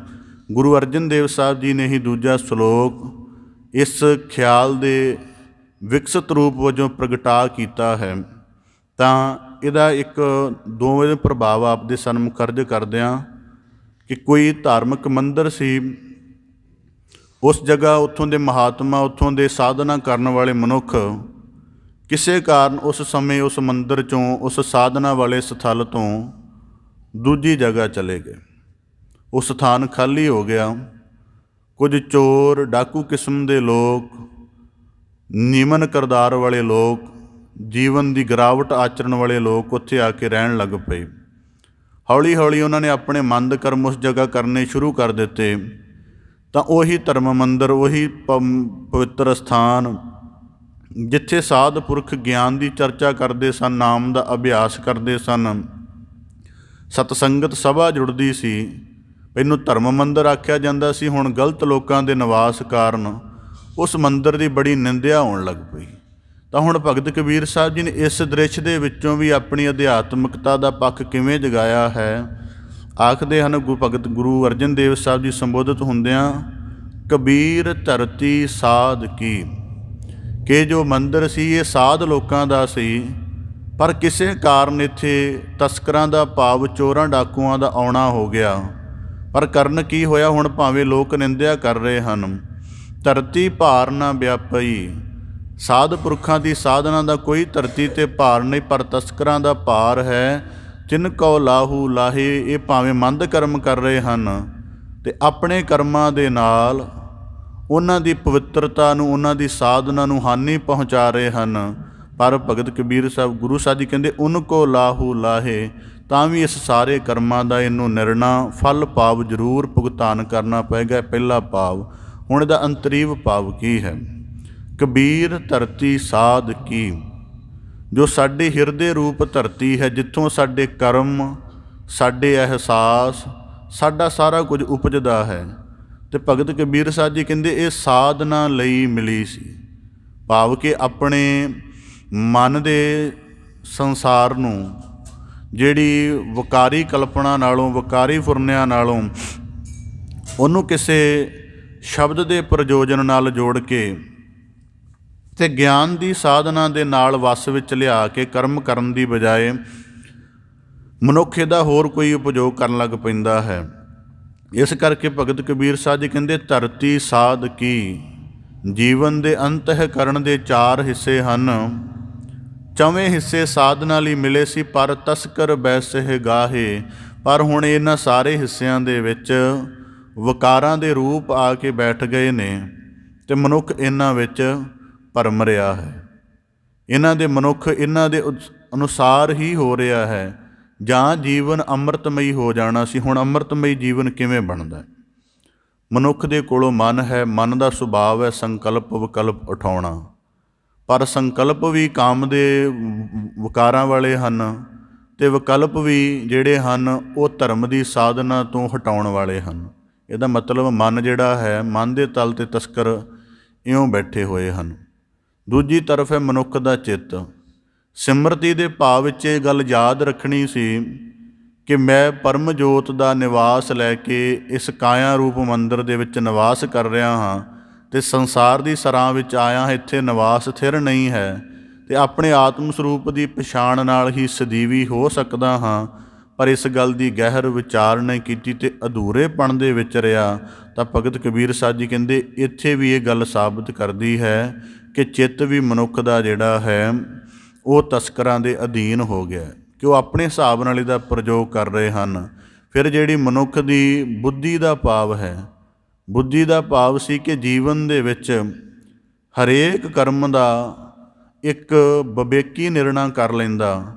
ਪਰ ਹੁਣ ਵਿਵੇਕੀ ਨਿਰਣੇ ਨੂੰ ਮਨ ਅਤੇ ਚਿੱਤ ਨੇ ਇੰਨਾ ਪ੍ਰਭਾਵਿਤ ਕਰ ਦਿੱਤਾ ਹੈ ਕਿ ਬੁੱਧੀ ਵੀ ਸਹਿਮਤੀ ਦੇਣ ਲੱਗ ਪੈਂਦੀ ਹੈ ਤੇ ਵਕਾਰ ਕਰਮ ਕਰਦਿਆਂ ਵੀ ਮਨੁੱਖ ਘਬਰਾਉਂਦਾ ਨਹੀਂ, ਕਿਉਂਕਿ ਬੁੱਧੀ ਦੀ ਜਿਹੜੀ ਪਵਿੱਤਰਤਾ ਸੀ ਜਾਂ ਬੁੱਧ ਦੇ ਅੰਦਰ ਜਿਹੜੀ ਬ੍ਰਹਮ ਦੀ ਸ਼ੁੱਧਤਾ ਜਾਗਣੀ ਸੀ ਉਹਨੂੰ ਰੋਜ਼ ਮਲੀਨ ਕਰਮ ਕਰਕੇ ਸਿਫਰ 'ਤੇ ਲੈ ਆਉਂਦਾ ਹੈ। ਇਸ ਕਰਕੇ ਭਗਤ ਕਬੀਰ ਸਾਹਿਬ ਜੀ ਕਹਿੰਦੇ ਧਰਤੀ ਸਾਧ ਕੀ ਤਸਕਰ ਬੈਸਹਿ ਗਾਹੇ, ਕਿ ਹਰੇਕ ਜੀਵਨ ਦੇ ਹਿੱਸੇ ਵਿੱਚ ਅੰਤਰੀਵ ਵਿੱਚ ਚਿੱਤ ਵੀ ਪ੍ਰਭਾਵਿਤ ਹੈ ਵਿਕਾਰਾਂ ਦੇ ਪਿਛਲੇ ਕਰਮਾਂ ਕਰਕੇ ਤੇ ਮਨ ਹਰ ਵੇਲੇ ਉਸ ਤਰ੍ਹਾਂ ਦੀ ਮੰਗ ਕਰਦਾ ਹੈ ਤੇ ਬੁੱਧੀ ਜਿੰਨੇ ਰੱਖਿਆ ਰੂਪ ਕਰਨੀ ਸੀ ਮਨ ਦੇ ਅਸਾਧ ਫੁਰਨਿਆਂ ਤੋਂ ਉਹ ਵੀ ਪ੍ਰਭਾਵਿਤ ਹੋ ਚੁੱਕੀ ਹੈ। ਤੇ ਅੱਗੇ ਕਹਿੰਦੇ ਮਨੁੱਖ ਦੀ ਅਹੰ ਬਚਦੀ ਹੈ ਤੇ ਅਹੰ ਕਦੀ ਮਨੁੱਖ ਦੀ ਧਰਮ ਦੇ ਆਸ਼ੇ ਅਨੁਸਾਰ ਨਹੀਂ ਹੁੰਦੀ, ਸਦਾ ਵਿਪਰੀਤ ਰਹਿੰਦੀ ਹੈ। ਇਸ ਕਰਕੇ ਭਗਤ ਕਬੀਰ ਸਾਹਿਬ ਜੀ ਕਹਿੰਦੇ ਤਸਕਰ ਬੈਸਹਿ ਗਾਹੇ। ਜਿਵੇਂ ਐਂਟਨ ਚੈਖਵ ਦੀ ਇੱਕ ਮੈਂ ਆਪ ਦੇ ਸਫਾ ਪਹਿਲਾਂ ਵੀ ਇਹ ਘਟਨਾ ਸਾਂਝੀ ਕੀਤੀ ਸੀ ਕਿ ਕਿਸੇ ਦਫਾ ਉਹਨੇ ਰੱਬ ਦੀ ਮੂਰਤ ਬਣਾਉਣ ਦੇ ਲਈ ਕਿਸੇ ਮਨੁੱਖ ਦੀ ਤਲਾਸ਼ ਕੀਤੀ। ਬੜੀ ਸੁੰਦਰ ਜਗ੍ਹਾ 'ਤੇ ਗਿਆ। ਇੱਕ ਵਾਰੀ ਕੋਈ ਭੇਡਾਂ ਚਾੜ ਰਿਹਾ ਆਜਰੀ ਸੀ, ਉਹਨੂੰ ਦੇਖ ਕੇ ਉਹਦੇ ਚਿਹਰੇ ਦੀ ਮਾਸੂਮੀ, ਉਹਦਾ ਸਾਰਾ ਕੁਝ ਦੇਖ ਕੇ ਉਹਨੂੰ ਬੜਾ ਕਮਾਲ ਦਾ ਦ੍ਰਿਸ਼ ਸੁੱਝਿਆ। ਉਹਨੇ ਉਹਨੂੰ ਸਾਹਮਣੇ ਬਿਠਾ ਕੇ ਇੱਕ ਰੱਬ ਦਾ ਚਿੱਤਰ ਕਲਪਿਆ ਬੰਦੇ ਦੇ ਰੂਪ ਵਿੱਚ। ਜਦੋਂ ਉਹ ਚਿੱਤਰ ਬਾਜ਼ਾਰਾਂ ਵਿੱਚ ਗਿਆ ਬੜਾ ਮਸ਼ਹੂਰ ਹੋਇਆ। ਤਾਂ ਬੜਾ ਮਸ਼ਹੂਰ ਹੋਣ ਤੋਂ ਬਾਅਦ ਲੱਗੇ ਕਿ ਵਾਕਿਆ ਹੀ ਬੰਦੇ ਨੂੰ ਪਰਮੇਸ਼ਰ ਨੇ ਆਪਣੇ ਰੂਪ ਤੋਂ ਬਣਾਇਆ। ਕਈ ਸਾਲ ਬੀਤ ਗਏ, ਫਿਰ ਉਹਦੇ ਮਨ 'ਚ ਆਇਆ ਕਿ ਇੱਕ ਸ਼ੈਤਾਨ ਦਾ ਚਿੱਤਰ ਵੀ ਬਣਾਉਣਾ ਚਾਹੀਦਾ। ਉਹ ਜੂਏ ਖਾਨਿਆਂ ਦੇ ਵਿੱਚ, ਸ਼ਰਾਬ ਖਾਨਿਆਂ ਦੇ ਵਿੱਚ ਗਿਆ, ਬੜੇ ਥਾਵਾਂ ਗਿਆ। ਆਖਰ ਨੂੰ ਇੱਕ ਕਿਸੇ ਜੇਲ੍ਹ ਦੇ ਵਿੱਚ ਗਿਆ। ਉੱਥੇ ਉਹਨੇ ਬੜੇ ਕੈਦੀ ਅਪਰਾਧੀ ਦੇਖੇ। ਇੱਕ ਦਾ ਚਿਹਰਾ ਉਹਨੂੰ ਬਿਲਕੁਲ ਸ਼ੈਤਾਨ ਵਰਗਾ ਲੱਗਾ। ਉਹਨੇ ਬੇਨਤੀ ਕਰਕੇ ਜੇਲ੍ਹ ਵਾਲਿਆਂ ਨੂੰ ਕਹਿ ਕੇ ਸਾਹਮਣੇ ਬਿਠਾ ਕੇ ਆਪਣੀ ਕਲਪਨਾ ਦੇ ਚਿੱਤਰਕਾਰੀ ਦੀ ਮੁਹਾਰਤ ਦੇ ਨਾਲ ਚਿੱਤਰ ਬਣਾਉਣਾ ਸ਼ੁਰੂ ਕਰ ਦਿੱਤਾ। ਜਦੋਂ ਚਿੱਤਰ ਉਹਦਾ ਸੰਪੂਰਨ ਹੋਇਆ, ਉਹ ਜਿਹੜਾ ਅਪਰਾਧੀ ਸੀ ਉਹ ਰੋਣ ਲੱਗ ਪਿਆ। ਤਾਂ ਚਿੱਤਰਕਾਰ ਜਿਹੜਾ ਸੀ ਉਹ ਪਛੇਮਾਨ ਹੋਇਆ ਵੀ ਕੀ ਕਾਰਨ। ਕਹਿਣ ਲੱਗਾ ਕਿ ਤੂੰ ਇਸ ਕਰਕੇ ਰੋ ਰਿਹਾ ਕਿ ਤੂੰ ਇੱਥੇ ਕੈਦ ਹੈ। ਕਹਿਣ ਲੱਗਾ ਨਹੀਂ, ਮੈਂ ਤੇਰੀ ਦ੍ਰਿਸ਼ਟੀ ਦੇ ਉੱਪਰ ਰੋਇਆ ਹਾਂ। ਕਹਿਣ ਲੱਗਾ ਕਾਰਨ। ਕਹਿੰਦਾ ਤੂੰ ਮੇਰੇ ਉਸ ਸਰੂਪ ਦੀ ਤਾਂ ਪਛਾਣ ਕਰ ਲਈ ਜਦੋਂ ਮੈਂ ਮਾਸੂਮ ਸਾਂ ਜਾਂ ਬੜਾ ਰੱਬ ਰੂਪ ਲੱਗਦਾ ਸਾਂ। ਅੱਜ ਤੇਰੀ ਬਰੀਕ ਦ੍ਰਿਸ਼ਟੀ ਇਸ ਗੱਲ ਦੀ ਪਛਾਣ ਨਹੀਂ ਕਰ ਸਕੀ ਕਿ ਮੈਂ ਉਹੀ ਹਾਂ ਜਿਹੜਾ ਅੱਜ ਤੋਂ ਕਈ ਸਾਲ ਪਹਿਲਾਂ ਆ ਜਿਹੜੀ ਸਾਂ ਅਪਰਾਧ ਕਰਕੇ ਜੀਵਨ ਦੇ ਇਸ ਪੱਧਰ 'ਤੇ ਆ ਗਿਆ ਕਿ ਅੱਜ ਮੇਰੇ ਅਕਸ ਦੇ ਵਿੱਚੋਂ ਨਕਸ਼ ਵਿੱਚੋਂ ਤੈਨੂੰ ਇੱਕ ਸ਼ੈਤਾਨ ਦਿਖਾਈ ਦੇ ਰਿਹਾ। ਇਸੇ ਕਰਕੇ ਭਗਤ ਕਬੀਰ ਸਾਹਿਬ ਜੀ ਆਖਦੇ ਹਨ, ਤਸਕਰ ਬੈਸਹਿ ਗਾਹੇ। ਮਾਲਕ ਨੇ ਕਿਸੇ ਨੂੰ ਅਪਰਾਧੀ ਨਹੀਂ ਬਣਾ ਕੇ ਭੇਜਿਆ। ਆਪਣੇ ਜੀਵਨ ਦਾ ਅਧਿਆਤਮਿਕ ਭਾਵ ਜਾਣੋ। ਬੱਚਾ ਭਾਵੇਂ ਕਰੂਪ ਹੋਵੇ ਸਾਡੀ ਸੁੰਦਰਤਾ ਦੇ ਪੈਮਾਨਿਆਂ ਤੋਂ, ਪਰ ਹਰੇਕ ਮਨੁੱਖ ਭਾਵੇਂ ਗਵਾਂਢੀ ਦਾ ਹੋਵੇ, ਭਾਵੇਂ ਕਿ ਆਪਣੇ ਦੁਸ਼ਮਣ ਦਾ ਵੀ ਹੋਵੇ, ਤਾਂ ਵੀ ਮਨੁੱਖ ਉਹਨੂੰ ਰੱਬ ਦਾ ਰੂਪ ਸੰਬੋਧਿਤ ਕਰਦਾ ਹੈ ਕਿ ਜੇ ਰੱਬੀ ਰੂਪ ਹੈ। ਪਰ ਜਿਉਂ-ਜਿਉਂ ਜੀਵਨ ਦਾ ਵਿਕਾਸ ਵੱਧਦਾ ਚਲਿਆ ਜਾਂਦਾ ਹੈ, ਅਸੀਂ ਆਪਣੇ ਮਨ ਦੇ ਅਸਾਧ ਪੁਣੇ ਦੇ ਨਾਲ ਜੀਵਨ ਦਾ ਅੰਤਰੀਵ ਇੰਨਾ ਕਰੂਪ, ਇੰਨਾ ਕੁ ਸੋਹਣਾ ਕਰ ਲੈਂਦੇ ਹਾਂ ਕਿ ਸਾਡੇ ਜੀਵਨ ਦੇ ਵਿੱਚੋਂ ਕਿਤੇ ਇੱਕ ਅੰਸ਼ ਵੀ ਨਹੀਂ ਲੱਭਦਾ ਕਿ ਕਿਸੇ ਪਰਮ ਨੂਰ ਤੋਂ ਉਪਜ ਕੇ ਉਹਦੀ ਪਰਮ ਜੋਤ ਦਾ ਪ੍ਰਕਾਸ਼ ਇਸ ਕਾਇਆ ਦੇ ਅੰਦਰ ਧਾਰਨ ਕਰਕੇ ਜਗਤ ਦੇ ਵਿੱਚ ਸੱਚੇ ਦੀ ਸਰਾਂ ਦੇ ਵਿੱਚ ਆਏ ਹੋਏ ਹਾਂ। ਇਸ ਗੱਲ ਦਾ ਸਾਨੂੰ ਪ੍ਰਤੀਤ ਹੀ ਨਹੀਂ ਹੁੰਦੀ। ਇਸ ਕਰਕੇ ਭਗਤ ਕਬੀਰ ਸਾਹਿਬ ਜੀ ਆਖਦੇ ਹਨ, ਧਰਤੀ ਭਾਰ ਨਾ ਵਿਆਪਈ। ਇਹ ਜਿਹੜਾ ਹਿਰਦਾ ਸ਼ਵਸ਼ ਮਾਲਕ ਨੇ ਦਿੱਤਾ ਸੀ, ਇਹ ਵਿਕਾਰਾਂ ਦਾ ਭਾਰ ਨਹੀਂ ਵਿਆਪਦਾ। ਉਨਕੋ ਲਾਹੂ ਲਾਹੇ। ਇਸ ਕਰਕੇ ਵਿਕਾਰਾਂ ਦੇ ਤਲ 'ਤੇ ਜਿਹੜਾ ਹਿਰਦਾ ਮਲੀਨ ਕੀਤਾ ਹੈ, ਇਹਦਾ ਸ੍ਰਿਸ਼ਟੀ ਭੁਗਤਾਨ ਵੀ ਕਰਾਉਂਦੀ ਹੈ, ਪ੍ਰਕਿਰਤੀ ਇਹਦਾ ਭੁਗਤਾਨ ਵੀ ਕਰਾਉਂਦੀ ਹੈ। ਕਿਉਂ? ਇਹਦਾ ਅਰਜ਼ ਕਰਦੇ ਹਾਂ। ਸਰੀਰਕ ਜੀਵਨ ਜਿਹੜਾ ਹੈ ਉਹ ਤੱਤਾਂ ਦੇ ਕਾਰਨ ਹੈ। ਤੱਤ ਜਰਜਰਾ ਹੋਣਗੇ, ਸਰੀਰਕ ਜੀਵਨ, ਸਰੀਰਕ ਆਕਾਰ ਬਿਨਸ ਜਾਏਗਾ। ਪਰ ਜਿਹੜਾ ਇਸ ਸਰੀਰ ਦੇ ਵਿੱਚ ਜਿਉਂਦਿਆਂ ਸਿਮਰਤੀ, ਬੁੱਧੀ ਅਤੇ ਅਹੰ ਦੇ ਭਾਵ ਨਾਲ ਕਰਮ ਕੀਤੇ ਹਨ, ਜਿਹੜਾ ਸਾਡੇ ਸੂਖਸ਼ਮ ਕਿਸਮ ਦਾ ਜੀਵਨ ਬਣ ਜਾਣਾ ਹੈ, ਉਹ ਸਾਡੇ ਸਰੀਰ ਦੇ ਜਲਣ ਨਾਲ ਰਾਖ ਨਹੀਂ ਹੁੰਦਾ। ਮਤਲਬ ਜੇ ਅਸੀਂ ਮਰਨ ਤੋਂ ਬਾਅਦ ਲੋਕਾਂ ਦੇ ਚੇਤਿਆਂ ਵਿੱਚ ਉਵੇਂ ਵਸੇ ਰਹਿੰਦੇ ਹਾਂ, ਉਹ ਤਾਂ ਸਾਡੇ ਕਰਮ ਨੇ ਜਿਹੜੇ ਲੋਕਾਂ ਨੇ ਦੇਖੇ ਅਤੇ ਉਹਦੀ ਚਰਚਾ ਕਰਦੇ ਨੇ, ਚਾਹੇ ਮੰਦੇ ਨੇ ਚਾਹੇ ਚੰਗੇ ਨੇ। ਪਰ ਇੱਕ ਸਾਡੇ ਅੰਤਰੀਵ ਜੀਵਨ ਦੀ ਵੀ ਸਿਮਰਤੀ ਹੁੰਦੀ ਹੈ, ਜਿਹੜਾ ਸਾਡੇ ਪਰਿਵਾਰ ਨੂੰ ਵੀ ਇਲਮ ਨਹੀਂ ਹੁੰਦਾ, ਕਈ ਵਾਰੀ ਖੁਦ ਨੂੰ ਵੀ ਇਲਮ ਨਹੀਂ ਹੁੰਦਾ, ਪਰ ਕੁਝ ਹੱਦ ਤੱਕ ਪਤਾ ਹੁੰਦਾ ਹੈ। ਹੁਣ ਇਸ ਇੱਕ ਸਰੀਰ ਆਕਾਰ ਦੇ ਨਾਲ ਕੋਈ ਅਪਰਾਧ ਕੀਤਾ, ਬਾਹਰੋਂ ਪਕੜਿਆ ਗਿਆ, ਸਰੀਰ ਨੂੰ ਦੰਡ ਮਿਲ ਗਿਆ, ਪਰ ਇਸ ਸੱਚੇ ਦੀ ਸਰਾਂ ਦੇ ਵਿੱਚ ਸੱਚੇ ਹਿਰਦੇ ਦਾ ਸ਼ੁੱਧ ਭਾਵ ਲੈ ਕੇ ਜਨਮਣ ਤੋਂ ਬਾਅਦ ਜਿੰਨਾ ਇਹਨੂੰ ਮਲੀਨ ਕੀਤਾ, ਪ੍ਰਕਿਰਤੀ ਜਦੋਂ ਤੱਕ ਸ਼ੁੱਧ ਨਹੀਂ ਹੁੰਦੀ ਉਹਨਾਂ ਚਿਰ ਇਹਨੂੰ ਪ੍ਰਵਾਨ ਨਹੀਂ ਕਰਦੀ, ਅਤੇ ਇਸੇ ਸਥਿਤੀ ਵਿੱਚ ਆਵਾ ਗਮਨ ਬਣਦਾ ਹੈ। ਭਾਈ ਗੁਰਦਾਸ ਸਾਹਿਬ ਜੀ ਆਖਦੇ ਨੇ, ਜੁਗ ਜੁਗ ਮੇਰ ਸਰੀਰ ਕਾ ਵਾਸਨਾ ਬੱਧਾ ਆਵੇ ਜਾਵੇ। ਇਸ ਕਰਕੇ ਆਪਣੇ ਜੀਵਨ ਦੀ ਜੇ ਅੰਤਰੀਵ ਵਿਚਾਰ ਕਰਾਂਗੇ ਕਿ ਜੀਵਨ ਦੇ ਕਿਹੜੇ ਕਿਹੜੇ ਹਿੱਸੇ ਵਿੱਚ ਕਿਸ ਵਿਕਾਰ ਭਾਵ ਨੇ ਆਪਣੀ ਲਿਪਤਤਾ ਨੂੰ ਗਹਿਰਾ ਉਤਾਰਿਆ ਹੋਇਆ ਹੈ, ਤਾਂ ਭਗਤ ਕਬੀਰ ਸਾਹਿਬ ਜੀ ਕਹਿੰਦੇ, ਧਰਤੀ ਭਾਰ ਨਾ ਵਿਆਪਈ। ਇਹ ਹਿਰਦੇ ਰੂਪ ਜੋ ਮਾਲਕ ਨੇ ਸ਼ਵਸ਼ ਧਰਤੀ ਸਾਜੀ ਹੈ, ਇਹ ਵਿਕਾਰਾਂ ਦੇ ਭਾਰ ਲਈ ਨਹੀਂ ਹੈ। ਇਹਦਾ ਯਕੀਨਨ ਮਨੁੱਖ ਨੂੰ ਨਿਰਣਾ ਜਿਹੜਾ ਹੈ ਉਹ ਕਰਨਾ ਪਏਗਾ। ਇਸ ਦਾ ਇੱਕ ਹੋਰ ਭਾਵ ਆਪ ਦੇ ਨਾਲ ਸਾਂਝਾ ਕਰਦੇ ਹਾਂ। ਕਬੀਰ ਧਰਤੀ ਸਾਧ ਕੀ। ਭਗਤ ਕਬੀਰ ਸਾਹਿਬ ਜੀ ਗੁਰੂ ਅਰਜਨ ਦੇਵ ਸਾਹਿਬ ਜੀ ਸੰਬੋਧਿਤ ਹੁੰਦੇ ਆਖਦੇ ਹਨ, ਕਬੀਰ ਧਰਤੀ ਸਾਧ ਕੀ। ਜਿਹੜੀ ਸਾਧ ਪੁਰਖਾਂ ਦੀ ਧਰਤੀ ਹੈ, ਉਹ ਆਪਣੀ ਸਾਧਨਾ ਦੇ ਕਰਕੇ, ਆਪਣੀ ਬੰਦਗੀ ਦੇ ਤੇਜ ਕਰਕੇ, ਆਪਣੇ ਗਿਆਨ ਦੇ ਜਲਾਓ ਪ੍ਰਕਾਸ਼ ਕਰਕੇ ਇੰਨੀ ਮਜ਼ਬੂਤ, ਇੰਨੀ ਮਹੱਤਵਪੂਰਨ ਹੁੰਦੀ ਹੈ। ਤਸਕਰ ਬੈਸਹਿ ਗਾਹੇ, ਕਿ ਜੇ ਉੱਥੇ ਆ ਕੇ ਕੋਈ ਮੰਦਕਰਮੀ ਮਨੁੱਖ ਬੈਠ ਵੀ ਜਾਵੇ ਤਾਂ ਭਗਤ ਕਬੀਰ ਸਾਹਿਬ ਜੀ ਆਖਦੇ ਹਨ, ਧਰਤੀ ਭਾਰ ਨਾ ਵਿਆਪਈ। ਸਾਧ ਪੁਰਖਾਂ ਦੀ ਪਵਿੱਤਰਤਾ ਦੇ, ਬੰਦਗੀ ਦੇ ਆਚਰਣ ਦੇ ਸਾਹਮਣੇ ਪਾਪੀ ਕਰਮ ਵਾਲੇ ਮਨੁੱਖ ਦਾ ਜਿਹੜਾ ਭਾਰ ਹੈ ਉਸ ਧਰਤੀ 'ਤੇ ਪੈ ਹੀ ਨਹੀਂ ਸਕਦਾ, ਕਿਉਂਕਿ ਉਹ ਆਪਣੀ ਸਾਧਨਾ ਦੇ ਨਾਲ ਉਹਨੂੰ ਸ਼ਵੱਛ ਕਰ ਲੈਂਦੇ ਹਨ। ਉਨਕੋ ਲਾਹੂ ਲਾਹੇ। ਅਤੇ ਫਿਰ ਸਾਧ ਪੁਰਖਾਂ ਦੇ ਸੰਗ ਕਰਨ ਦੇ ਨਾਲ ਉਹਨਾਂ ਨੂੰ ਸਾਰੇ ਜਿਹੜੇ ਲਾਭ ਪ੍ਰਾਪਤ ਹੁੰਦੇ ਹਨ। ਮਹੱਲਾ ਪੰਜਵਾਂ। ਅਗਲੇ ਸ਼ਲੋਕ ਵਿੱਚ ਗੁਰੂ ਅਰਜਨ ਦੇਵ ਸਾਹਿਬ ਜੀ ਭਗਤ ਕਬੀਰ ਸਾਹਿਬ ਜੀ ਨੂੰ ਸੰਬੋਧਿਤ ਹੁੰਦਿਆਂ, ਉਹਨਾਂ ਦੇ ਰੂਪ ਵਿੱਚ ਸੰਬੋਧਿਤ ਹੁੰਦਿਆਂ ਬਖਸ਼ਿਸ਼ ਕਰਦੇ ਹਨ। ਕਬੀਰ ਚਾਵਲ ਕਾਰਨੇ ਤੁਖ ਕੋ ਮੋਹਲੀ ਲਾਏ। ਇੱਕ ਸੰਖਿਪਤ ਤਰਜ ਕਰਦੇ ਹਾਂ ਕਿ ਜਦ ਅਸੀਂ ਇਹਨਾਂ ਦੇ ਸ਼ਲੋਕਾਂ ਬਾਰੇ, ਜਿਹੜੇ ਭਗਤ ਸਾਹਿਬਾਨਾਂ ਦੇ ਸ਼ਲੋਕਾਂ ਵਿੱਚ ਗੁਰੂ ਸਾਹਿਬ ਜੀ ਦੇ ਸ਼ਲੋਕ ਆਉਂਦੇ ਨੇ, ਇਹਦੇ ਬਾਰੇ ਸਾਡੀ ਕਥਾ 'ਚ ਇੱਕ ਟਰਮ ਮਿਲਦੀ ਹੈ ਜੀ, ਇਹ ਟਿੱਪਣੀ ਸ਼ਲੋਕ ਨੇ। ਟਿੱਪਣੀ ਸ਼ਲੋਕ ਦਾ ਮਤਲਬ ਹੈ ਕਿ ਪਹਿਲੀ ਗੱਲ ਅਧੂਰੀ ਸੀ ਅਤੇ ਉਹਨੂੰ ਟਿੱਪਣੀ ਦੁਆਰਾ ਪੂਰਾ ਕੀਤਾ ਜਾਂਦਾ, ਪਰ ਇਹ ਗੱਲ ਵਿਆਖਿਆ ਦੇ ਨੁਕਤੇ ਤੋਂ ਸੰਪੂਰਨ ਨਹੀਂ। ਇਹਦੀ ਇੱਕ ਨਵੀਂ ਰਮਜ ਫਰੀਦਕੋਟ ਟੀਕੇ ਵਿੱਚ ਮਿਲਦੀ। ਉਹਨਾਂ ਨੇ ਕਿਹਾ ਕਿ ਗੁਰੂ ਅਰਜਨ ਦੇਵ ਸਾਹਿਬ ਜੀ ਭਗਤ ਸਾਹਿਬਾਨਾਂ ਨੂੰ ਸਿਰੋਪਾਓ ਬਖਸ਼ਿਸ਼ ਕਰ ਰਹੇ ਹਨ ਅਤੇ ਉਹਨਾਂ ਦੇ ਸ਼ਲੋਕਾਂ ਦੇ ਨਾਲ ਆਪਣੇ ਮੌਲਿਕ ਸ਼ਬਦ ਅਨੁਭਵ ਦੀ ਇੱਕ ਮੁਕਤਾ ਦਿਖਾ ਰਹੇ ਹਨ। ਇਸ ਨੂੰ ਟਿੱਪਣੀ ਕਹਿਣਾ ਆਪਣੇ ਆਪ ਦੇ ਵਿੱਚ, ਕਿਉਂਕਿ ਟਿੱਪਣੀ ਦਾ ਨੁਕਤਾ ਜਿਹੜਾ ਹੈ ਉਹ ਲਿਟਰੇਰੀ ਨੁਕਤਾ ਹੈ ਅਤੇ ਇਹ ਸਾਡਾ ਕੇਵਲ ਧਰਮ ਗ੍ਰੰਥ ਨਹੀਂ ਹੈ, ਇਹ ਸ਼ਬਦ ਅਨੁਭਵ ਦਾ ਸਾਂਝਾ ਪ੍ਰਕਾਸ਼ ਹੈ। ਇਸ ਕਰਕੇ ਗੁਰੂ ਅਰਜਨ ਦੇਵ ਸਾਹਿਬ ਜੀ ਸੰਬੋਧਿਤ ਹੁੰਦੇ ਆਖਦੇ ਹਨ, ਕਬੀਰ ਚਾਵਲ ਕਾਰਨੇ। ਮਨੁੱਖ ਨੂੰ ਚੌਲ ਚਾਹੀਦੇ ਨੇ।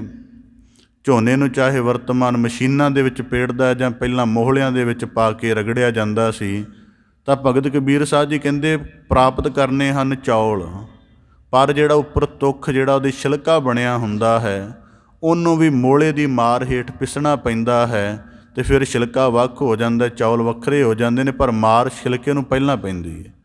ਅੱਗੇ ਆਖਦੇ ਨੇ, ਸੰਗ ਕੁਸੰਗੀ ਬੈਸ ਤੇ ਤਬ ਪੁੱਛੈ ਧਰਮ ਰਾਏ। ਹੁਣ ਉਦਾਹਰਨ ਦੇ ਤੌਰ 'ਤੇ ਜਿਹੜਾ ਸਾਡਾ ਕਬੀਰ ਕੂਕਰ ਭੌਕਣਾ ਕਰੰਗ ਪਿਛੈ ਉੱਠ ਧਾਏ ਵਾਲਾ ਮਨ ਹੈ, ਹੋ ਸਕਦਾ ਕਈ ਵਾਰੀ ਪਰਿਵਾਰਕ ਮਾਹੌਲ ਸਾਜ਼ਗਾਰ ਹੋਵੇ, ਪਰ ਮਨੁੱਖ ਦਾ ਜਿਹੜਾ ਬਾਹਰੀ ਸੰਗ ਹੈ, ਦੋਸਤਾਂ ਵਾਲਾ, ਰਿਸ਼ਤੇਦਾਰਾਂ ਵਾਲਾ, ਉਹ ਕੋਈ ਚੰਗਾ ਨਾ ਹੋਵੇ। ਜਾਂ ਇਸੇ ਤਰ੍ਹਾਂ ਜਿਹੜੀ ਸਾਡੀ ਧਰਤੀ ਸਾਧਕੀ ਸੀ ਉਹ ਚੰਗੀ ਸੀ, ਪਰ ਸਾਡਾ ਸੰਗ ਐਸਾ ਹੋਵੇ ਜਿਨਨੇ ਜੀਵਨ ਦੇ ਉਹਨਾਂ ਸਾਰੇ ਹਿੱਸਿਆਂ ਨੂੰ ਬਿਲਕੁਲ ਖਰਾਬ ਕਰ ਦਿੱਤਾ।